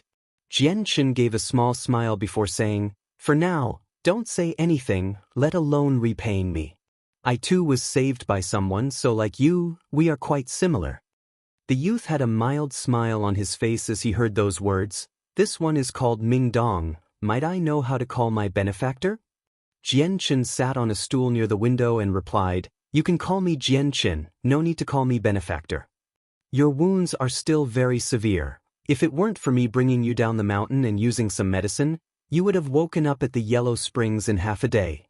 Ming Dong's eyes gained a sudden spark of intense hatred as he bit his lips and spat, "These wounds of mine, sooner or later I will pay them back." Still sitting down on the stool, Jian-Chen's eyes had a spark of interest as he looked at Ming Dong. Pointing a finger at the various wounds, he asked, "These wounds, were they from your hated enemy?" "No," Ming Dong shook his head. "I originally discovered an injured Class 4 magical beast that was already on the verge of death. After a huge amount of effort on my part, I was able to kill and extract the monster core, but a group of mercenaries found and robbed me. If it was just a single mercenary I wouldn't be afraid, but it was a large group of them. Combined with my wounds, it was enough for them to take my space belt. In a final effort, I ran away with all my strength, otherwise, I would not have lived." Jian-Chen could only sigh to himself when he heard about Ming Dong's plight. These type of occurrences were common within the Tianyuan continent since the world was one where the strong fed off the weak. Strength was vital here, and if you didn't have the strength, then living on the Tianyuan continent would be exceptionally difficult. Even if one tried to live a low-profile life by not offending anyone, one would not be guaranteed a safe life. Danger could drop down from the skies at any given time, so no one would be able to constantly avoid it. After that, the two began to chat for a while to get to an understanding of each other. Ming Dong was a child from a rural village. He had a decent talent at cultivation and was hard-working as well. At the age of 28, he had already reached the level of a middle Saint Master. This type of cultivation speed was ranked among one of the top within the continent. Because of his habit of living alone, he had never wanted to travel with anyone else. Even after becoming a mercenary, he didn't join any mercenary groups and instead obtained personal freedom. These past few years, Ming Dong would accomplish a few mercenary missions that involved killing a few low-leveled magical beasts for their monster cores. Aside from selling a few for money, he used the rest to help him cultivate, making his cultivation speed faster than those around his age. After finding out about that, Jian-Chen gained a new level of respect for Ming Dong. It went without saying that the two most important things that make one strong are to be hardworking and to hunt and kill magical beasts by yourself. Jian-Chen was certain in his heart that Ming Dong would be destined for many achievements if he continued to cultivate those traits. After all, for a 28-year-old to reach the level of a middle Saint Master was almost unheard of. What was even more surprising was he had accomplished this by himself. Only the children of those who were born in a wealthy clan or had some sort of treasure would be able to reach such a level so fast. Staring with a complicated look at the pale-faced Ming Dong, Jian-Chen hesitated for a moment before finally saying, "Ming Dong, I don't know if you're willing to join my mercenary group. After experiencing these things, I'm sure you can realize how beneficial joining a mercenary group can be." Ming Dong hesitated for a moment. He was already accustomed to the solo lifestyle and honestly wasn't willing to join a mercenary group and be restricted by it. The truth of the matter was, with his strength, he could have joined any strong mercenary group a long time ago if he wanted to. Sitting on the bed, Ming Dong had thought about how his life had been saved by Jian-Chen and so, despite his personal convictions, he decided, If Brother Jianchen won't mind, then I, Mingdong, will join your mercenary group. Jianchen had a happy smile on his face as he laughed. Good, Mingdong. With you entering the group, our strength has gone up. Given some time, I will definitely make our mercenary group the #1 group within the Tianyuan continent. As he spoke, Jianchen couldn't help but think back to the words Uncle Kendall had once said. My biggest wish is for my flame mercenaries to become the strongest group within the Tianyuan continent. Jianchen had now took on Kendall's wish for his own. He would replace Uncle Kendall and make the flame mercenaries the strongest in the continent. That's right. I don't even know what the group is called, how many people there are, how strong it is, or who the captain is. Mingdong stated. Jianchen smiled. The mercenary group is called the Flame Mercenaries. As of right now, I am the only member, but with you, that makes 2. As far as strength goes, I am currently at the primary Great Saint Master level. What, just us 2? Astonished, Mingdong looked at Jianchen with disbelief, realizing how young Jianchen was before continuing with a dumbstruck voice. Wait, you say you have the strength of a primary Great Saint Master? Are you sure you're not joking? You're tuning in to the Passion Pages YouTube channel. We're so grateful for your support, and don't forget to subscribe to join us on this incredible journey through captivating stories. Your generosity through donations truly makes a world of difference, as it's the primary source of revenue that allows me to expand and enhance this channel for you. Thank you from the bottom of my heart for being a part of this adventure.